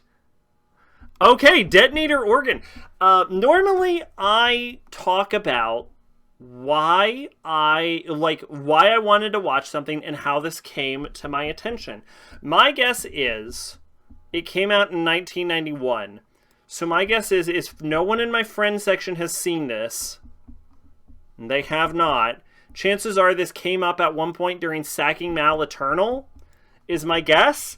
In which case, if we want to know why this is interesting to me, I guess go watch the 1991 episode of Sacking Mal Eternal. Hola, Kato! You're right here at the end, unfortunately. Don't look at me, I've never heard of it. Yeah, apparently, my only guess is this came up during Sacking Mal Eternal. I have absolutely no fucking idea of how I could have ever fucking... I have no idea how this would have happened otherwise. I don't know. Hopefully it'll be good. My assumption is it is going to be a 5 out of 10. Yo! Kato with the sub. Thank you very much, Kato. Thank you. And if you want to use all the fun sub benefits, look forward to next Friday, where we will be streaming Birth by Sleep. Music by Susumi Hirasawa. What the fuck? Who is Susumi Hirasawa? But yeah, my impression is this is going to be a standard 90s OVA. I don't know why I added this myself. Nothing else. The music will be good. Maybe I heard a jam from it and was like, that's why. Yeah, that's it. That's Dartboard. Moving on, I guess. I'll post about it in the Discord like I always do. And that's really all we got going on Dialogue Tree. Now, Kato, of course, welcome to the subscription list. Hello, how are you doing? Actually, how have you been? It's been a while, actually. You know what? Let's just take a second. How have you been in general? Welcome to Dialogue Tree. Here's a fun thing. It's exactly like Cold Topic, but like, it's just me. You been good? Chilling? Nice. That's what you want to be doing. Especially with this fucking heat. He did music for Satoshi Kon's movies, Berserk, and his own solo stuff. It's been like 100 degrees outside, like every day. Coming up on 2 years with my girlfriend in like a couple weeks. Yo, nice. Congratulations. That's a good run. That is awesome sauce. And gee, you gonna do something special?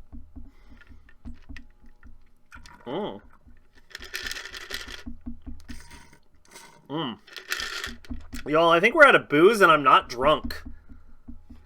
What the fuck? Who drinks this much alcohol and then comes out flowers in a movie day? Nice. You gonna watch? You know what kind of movie you're going for? You gonna do a Barbenheimer thing? I drink like 21 ounces of booze and I'm still sober. No idea. Fair enough. Fair enough. Movies are fucking dead anyway, right? MS Ponder. Yeah. I don't know anything that's out right now. I know there's Barbenheimer, and then I know Saw wants to. I know Saw is trying to like 69.9K. Your tolerance stats too high. Apparently, I've been leveling resistance in the background. I didn't fucking know about it. This was. I want to be clear. This was vodka.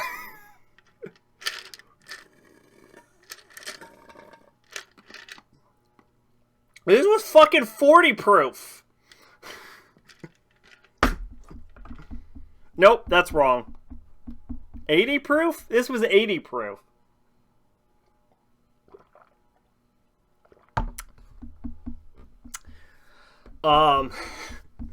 Unfortunately, points are useless now, though. John ruined it. And Pache never fixed the bug with buying stuff with them. When Miyazaki has a new movie coming out. My friend and I were talking about opening our own movie theater. Okay. Alright, that's an interesting idea. You gonna have like a little like projector or something? Or you're gonna like show off your own collections? Or was it just like a general like thing you were putting out there? What's the movie theater idea?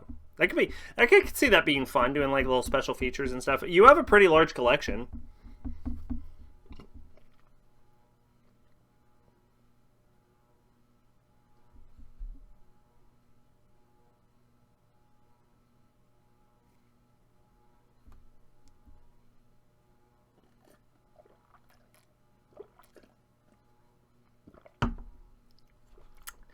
Y'all, I need a judgment call. I'm done drinking. I'm done drinking. But I just threw up a little bit in my mouth. Now,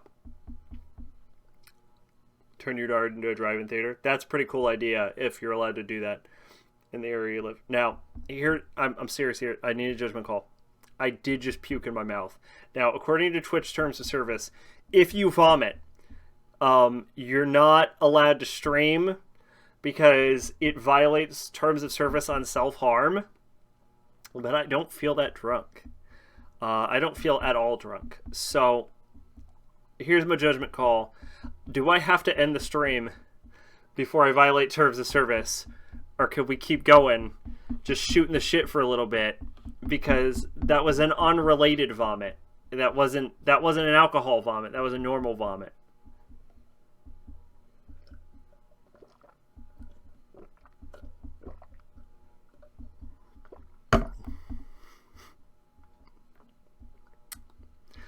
I'm glad this dilemma came up at the end of the stream. Well, we already did all the topics, so I don't have to worry about it. Can you walk to the bathroom? Should I try? One of them random vomits that happen every night. Yeah, it's just one of those random side vomits. I'm sure I could walk to the bathroom. I just threw up a little bit in my mouth. I don't think it was alcohol related, right? It can't. It's fine. It's fine, right? It's fine. It's fine. We're not drinking out of this anymore, so it's not self-harm. I wanted to drink out of this as a joke, but it's legitimately empty. Excuse me. I'm sure it was an unrelated one. Can you cartwheel to the bathroom? No. No, I can't. But I doubt I could do that sober either. I don't think there's enough room for cartwheeling. I think no. I'd hit my fucking legs on the ceiling. Yeah, no, I'd hit my legs on the ceiling if I tried to. Like if I try and put my hands out like this, I wouldn't be able to get through the door. Because I'm taller than the door. Yeah, I would hit myself on the door frame. Because I'd be taller than the door frame at that point. We talked about how licensing would be a pain in the ass. I would just shrink. I think I'm too drunk to shrink, unfortunately. Unfortunately, I don't think I could do that. Be a pain in the ass. And we thought, what would happen if we showed something like Solo and what the chances the city council getting their ass for showing movies like that? That's a solid question. Yeah, I don't know. I don't know what the rules are for. There are probably specifically like county ordinances you have for like how many people you can show until it becomes like a movie theater kind of thing. I'm sure if you have like a gathering and you don't charge anyone, it wouldn't be profitable, but I'm sure you can get away with it. The power of shrink is unavailable while hindered by booze. Absolutely. It's a debuff. I've been debuffed.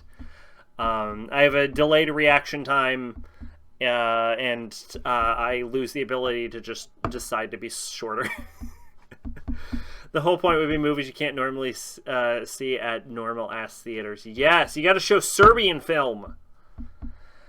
I've actually seen Serbian film. Can I be honest? This is going to be the most I talked about putting people who don't believe in my religion in consecration camps at the start of the stream, and I still think this is going to be the most controversial thing I've said all stream. I've seen Serbian film, and I actually kind of liked it. I don't like that movie. Fair. I don't blame anyone for not liking the movie either. It's very kind of like... It's artsy, is the thing. Like, I was expecting to just be, like, violent rape gore fest the whole time, but there's sort of artsiness to it at the end. Apparently it's supposed to be about, like, the treatment of, like... when it comes to movies like that of Versalo, Serbia, like during like World War like One or something, World War II. I don't get it. You fucked us, maybe, is what it's trying to get. I don't understand the concept. But I did appreciate like the bit of the artsiness of it. It wasn't so over the top that I was like disturbed. If anything, movies like Serbian film kind of show like what it takes to disturb me.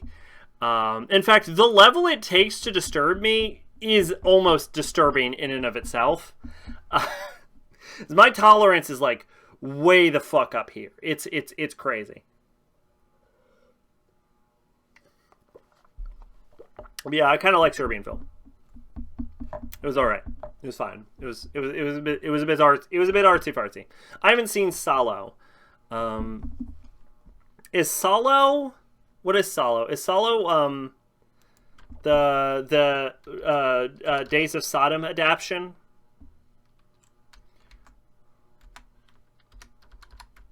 Oh, the alcohol is hitting. By the way, yes, Salo is the Days of Sodom adaptation.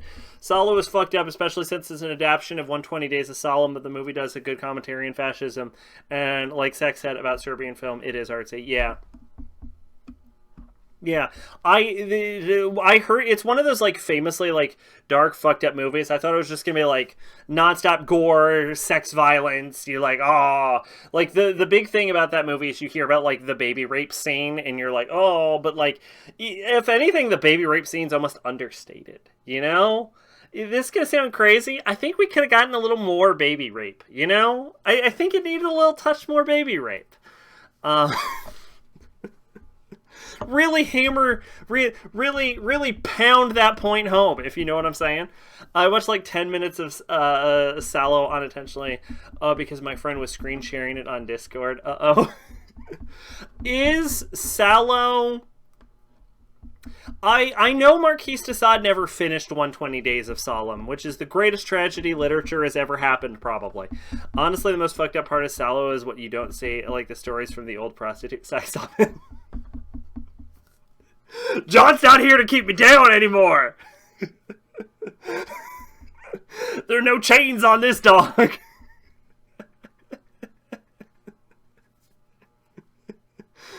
Oh... Little did we know that John's main John's main purpose on the Cold Topic podcast was keeping me from being absolutely fucking insane. John's not here to keep on within TOS guidelines. Exactly. No one can stop me anymore.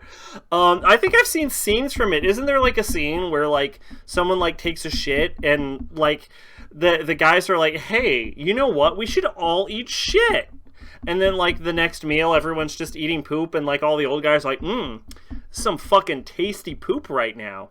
They eat poop. I mean, they do in 120 Days of Sodom, because it's like that's the scene I saw. Okay, so it is. Yeah, so I've seen the scene where they all ate poop. Yeah, you know what? Not my thing. Not my fucking thing. But you know what? We have 2 rules on Sac streams, and we all know what they are. Is rule number 1 is don't say anything that will get me banned on Twitch.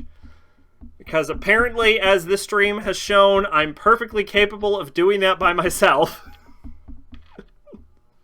I'm pretty sure I've demolished TOS this stream. Don't tell Twitch staff. And rule number 2 is no kink shaming. Fun fact, they used chocolate marmalade and it was apparently so sweet that it caused the actors to gag. So it was perfect. It was exactly... I've never eaten shit. I've told some horrible sex stories that I should not share. But I've never eaten shit.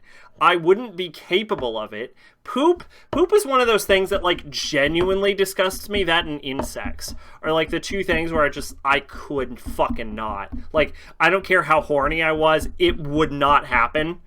I would fucking deflate in an attempt. But, like, I imagine if you're eating some shit, you're gonna be gagging. I wish I was here for the horrible sex. Not so fun fact, the director of Sallow was assassinated not too long after Sallow finished. Not the sex itself. Yeah, well, nobody wants to see that. Why was he assassinated?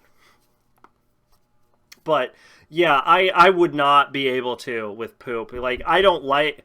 Shit and me don't mix. I gag when I look at it. I cannot imagine the attempt at eating it. Also, it is straight up probably the least healthy fucking thing you could put in your body. Right? Like, so, like short of like drinking like Gila Beast spit, I could not imagine anything less healthy for you than fucking...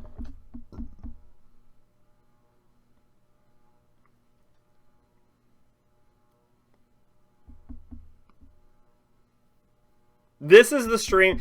You know how I always said we're going to get banned off of Twitch during the fucking Sunrider stream? It might be Dialogue Tree. We might get banned for this episode.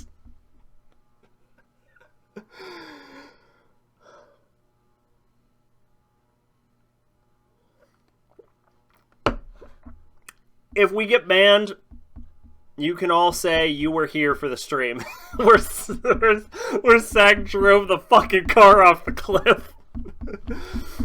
If I had to guess, because an outspoken communist, maybe. Just a little fecal matter. Sac will become Kick's newest banned Twitch streamer. I've already said, if we are forced to stream on Kick, I will do a full, uncensored playthrough of what did I promise? I promised some hentai game. I promised a Guro hentai game. Why is there water everywhere? Alright, the alcohol hit. It took a while, but it hit.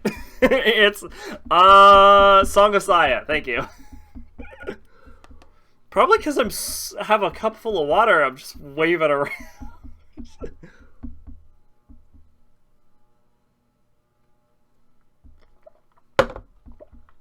Y'all, I'm fucked up. Oh, it happened. Oh, it's happened. Oh, it's happened. Oh, it was all at once. It was just all at once. Yeah, if we get banned on every platform and we are forced to do Kick, you will get a full uncensored playthrough of Song of Saya, where you will be... The most disturbing thing about that playthrough is... I have not played Song of Saya, but I'm going to call it the most disturbing thing about that playthrough would be how absolutely fucking unfazed I will be by it. Because I can almost guarantee you there is absolutely nothing in that game that is going to get a reaction out of me. But yes. Sallow is a food. Did you all know that? What is it? Hold up. What is sallow? Sallow is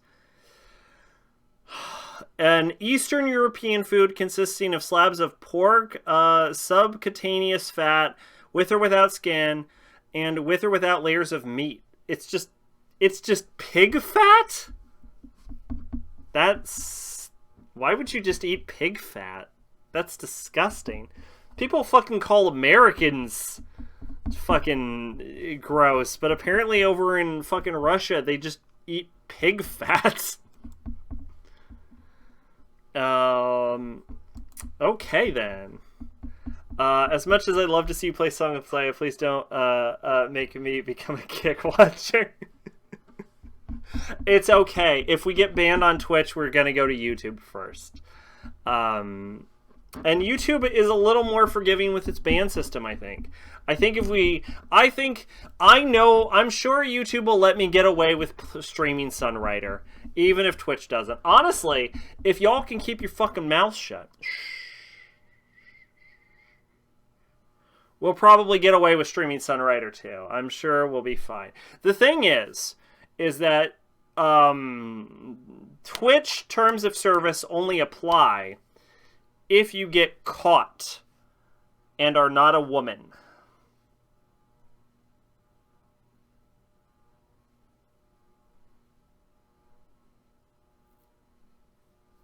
Which I'm not a woman, so don't worry about that one part. But Song of Saya is not as graphic as people make it out to be. It is pretty fucked up, though. I wonder... There's way more fucked up games. I've heard things about Euphoria, and there's like one vampire hentai game I saw someone review that featured the word acid play. And ever since I've heard that, I'm like, woo! Now that sounds like a trip right there. Acid play. And I know in that game, Euphoria was gross. They like cut one of the girls' heads off and just like leave her nervous system. And they like simulate just her nervous system, so she's constantly in horrible pain while also constantly orgasming, and she's just a head. But it's fine. I threw up during that one. What's the worst thing that happened in Euphoria? I'm literally too much porn games. Kato's brain is tired. It is now sleepy time. That's okay, Kato. We're probably going to end the stream. I should have ended the stream a half hour ago. I'm just shooting the shit at this point. Oh yeah, anyway, speaking of which, before we go, Friday, look forward to more Birth by Sleep. The podcast should be bi-monthly, so don't expect an episode next month. I'm gonna vomit. Next month, have a good night, Kato. Don't expect a podcast next month. Month after that should be the next episode of Dialogue Tree, assuming we're gonna keep it going, but Next game is going to be Birth by Sleep, and if we somehow finish it, we're going to Digimon Next World Order. That's what we're getting. Random fact, one time I was talking about Euphoria, I accidentally made a Euphoria fan. Some guy went out and played it and he loved it. We're gonna look up real quick. What's the worst thing that happens in Euphoria? What's the worst thing in Euphoria? This is also the name of an HBO show starring Zoe whatever. So this isn't going to work. I want the game.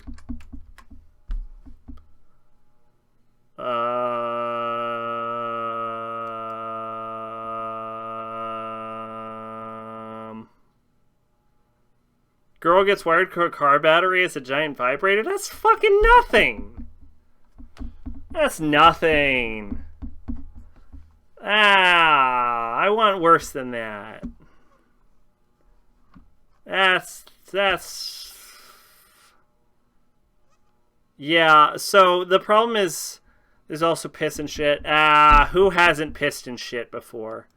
I want some real horror. I want to get it real fucked up.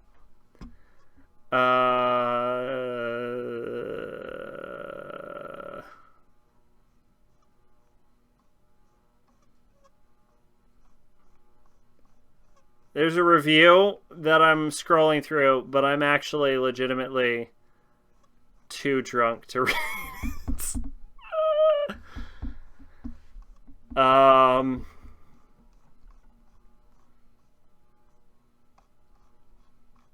Yeah, I'm too drunk to read this. I'm sorry.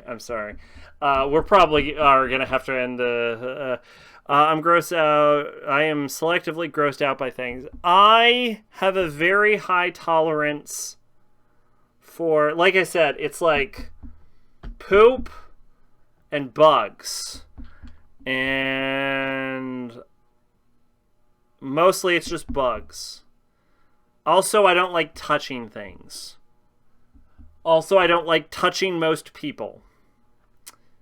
Oh, I don't like rust. But that's like in real life. I don't like touching things that are rusted or gross or dirty or most people in real life. I tried to read Mai-chan's Daily Life once. Mai-chan's Daily Life is mild. Baby shit. And that's for children. I'd give my kids Mai-chan's Daily Life. I want harder than that. Give me harder. You couldn't do it? Nah. Mai-chan's Daily Life is actually very similar to Serbian film. Also, they made a live action about that, which is why I'm saying if they can make a live action Mai-chan, they can make a live action fucking anything. Like One Piece isn't the line. If they can make a live action Mai-chan, they can make a live action goddamn anything they want. Make a live action Euphoria. I don't fucking care. What was I talking about? Oh, no, I did. I said all the things. People put Shoujo Tsubaki above Mai-chan's Daily Life, which I ask why. The fucking worst thing that happens in Shoujo Tsubaki is they eat the dog, maybe. That's not that fucked up. Shoujo Tsubaki is like 1,000 times more mild than fucking... I will say the art style of Shoujo Tsubaki is way uglier than Mai-chan. Which, like, maybe it's like an art style kind of thing, but, like, if we're talking, like, subject matter, no, Mai-chan's like 100 times worse than Shoujo Tsubaki. I don't get that. I don't understand why people think Shoujo Tsubaki is that fucked up, is the thing. Like, what, y'all fuckers never eaten a dog before? Like, realistically, like, that's probably the most fucked up thing I can think of in Shoujo Tsubaki is the dog eating scene. Like, fucking cares? I don't, like, unless I'm totally, and the thing is, if I'm totally forgetting something more fucked up that happens, I think that just proves my point that Shoujo Tsubaki is, like, fucking child's play. Moro's art is heavily inspired by German expressionist films. I have not watched it. What's the anime with the South Park quality animation, Shin-chan? I've seen all of Shin-chan. I wouldn't compare... Shin-Chan's animation is pretty good. Its art style's not great. Hold up. I'll pull up a picture of Shin. I've actually, fun fact, I have seen all of Shin-Chan. It's a pretty good show, by the way. Will not surprise anyone to hear me say that, but there you go. That's Shin. You tell me if that's what you're thinking of. But yeah, Shin's pretty good. But there's a lot of shitty... But honestly, especially like modern Shin-Chan episodes are actually animated pretty well. It's just the art style's kind of a bit outdated. I mean, she gets raped once in the manga, but it happens off page. Oh yeah, I remember that. I don't remember if that made it to the movie or not. Well, the movie was like hand animated by the guy who made it, which was Maru, right? So yeah, so I think it's like a very faithful adaptation. I think it was implied that she was raped at one point, but even then, compare that to Mai-chan, where there's no implication. Live action Shin-Chan? Oh, the movie was by Hiroshi Harada? Oh, I thought, there was something special about the animation process. Was it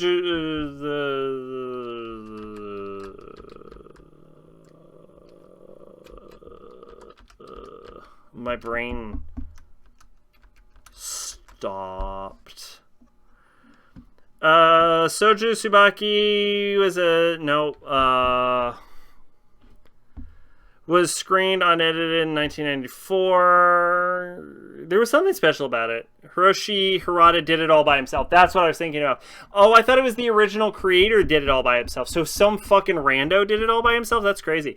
Okay, you're asking what if they did a live-action Shin-Chan. Are you talking about in the vein of One Piece where they try and mimic the style, or they just do like a live-action Shin-Chan? Because you could do a live-action Shin-Chan. It really would not be hard. Because it's basically like a sitcom is the thing. Like if you've ever watched like Shin-Chan, it's just a sitcom.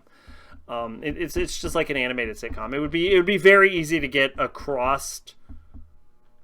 If anything, I think a live action Shin-Chan would almost not stand out. Is almost the problem. I would think it would almost be boring at that point, unless you want to animate the movies.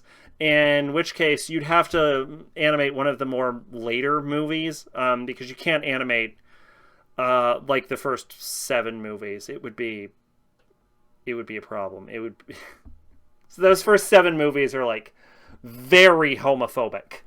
So they would not fly with modern culture. Oh, like One Piece where they try and emulate the style. If they like put on like prosthetics to like really accentuate the character's jowls, it would be like a sitcom where everyone looks ridiculous. Whereas if they just like dress the characters up, it would just be a sitcom. Like the thing about Shin-Chan is like functionally it's just a sitcom is the thing. Sometimes there's like some crazier like quirks. Like the big thing about Shin-Chan is that like Shin is just like sheer fucking chaos, and a lot of the story is about characters having to react to his presence. It's like someone throws a fucking grenade in a room and everyone has to deal with it. Like that's basically how Shin-Chan functions. It's a genuinely good show. Like having seen over 1,000 episodes of Shin-Chan, I genuinely enjoy Shin-Chan. Wouldn't be the worst sitcom? No, it wouldn't be, for sure. Heil Honey? No. What?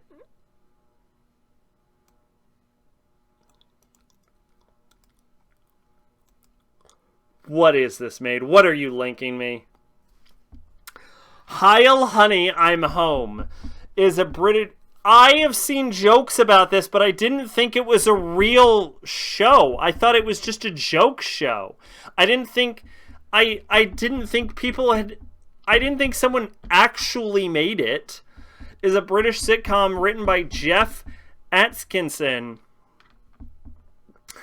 I've heard of it, but I didn't think it was real. Which was canceled after 1 episode. It centers on Adolf Hitler and Iva Braun, who live next door to a Jewish couple. Arnie and Rosa Goldstein. Ugh. The show spoofs elements of mid-20th century American sitcoms and is driven by Hitler's inability to get along with his neighbors. It caused controversy when broadcast and has been called perhaps the world's most tasteless situation comedy. Oh...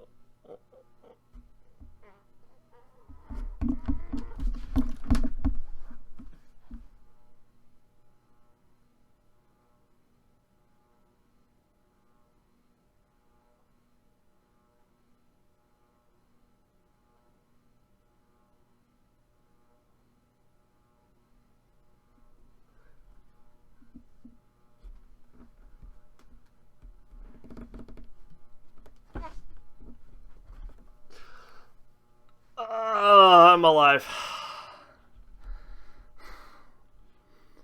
I can't believe that made it past the conceptual period. Like I said, I've heard of it. You okay? I drank 21 ounces of vodka. So, how's that for an answer?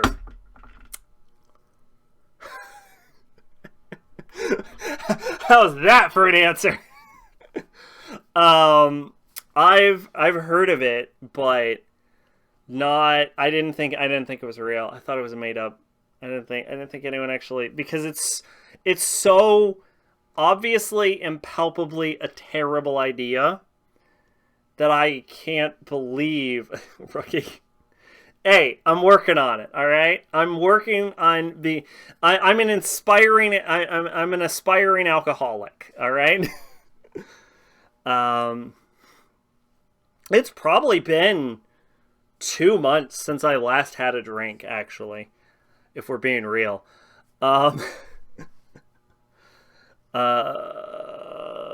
Yeah, I can't believe it. Can you watch? It says there were 7 unaired episodes. Did they film 8 episodes of this? This is British television, so that's no commercials.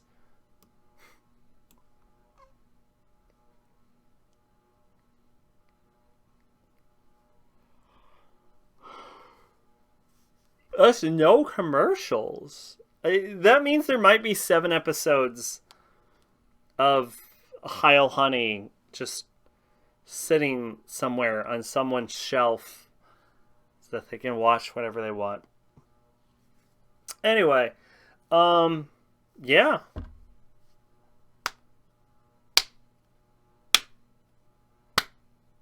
I think we're good to wrap. I think that was the stream. We talked about all the subjects. We did the outro. You know what's coming. You know to check out that sweet anime channel. Oh, yeah, one thing I will say is the idea is if the podcast is going to be bi-monthly, which is to say once every 2 months, the idea is to sort of like do 1 month is going to be anime favorite search, and then the next month is going to be anime dartboard as far as like uploads go. So if there's an anime favorite search that month, that should be the month with dialogue tree. And then that way I can upload the VOD for anime dartboard on the anime channel on the following month. So next month shouldn't be a podcast, but you should see the VOD for anime. Like the VOD should go up next month. And then the month after that, we should be with episode 2. That should be the general idea of it. That's what we're working with right now, is every other month. Because I got to make all the content by myself. I got to talk about all the subjects, all by my lonesome. So that's good. Also, the best part about not having John isn't the fact that the episodes are shorter. It's just my subjects. So look forward to all that. But otherwise, yeah, Friday, Birth by Sleep. I think we're good. I think conversation's wrapped, and I think everyone's ready to go home, and I can rip down my set and take a nice take a nice sleep, drink some water, finish up Tears of the Kingdom. So thanks for stopping by, everyone. I'm actually too drunk to know how to end my own stream. But hopefully you enjoyed the first episode. Hopefully there's many more to come. Watch or Detonator Organ, I think. I'll make a post about it. And Kato, thanks again for the resub. Mac tier as always, and anyone else who may have popped in. Hopefully you had a good time. I've been Sacrabalic, your envoy of hope, and this has been Dialogue Tree, the new podcast that only the winners watch. Bye-bye.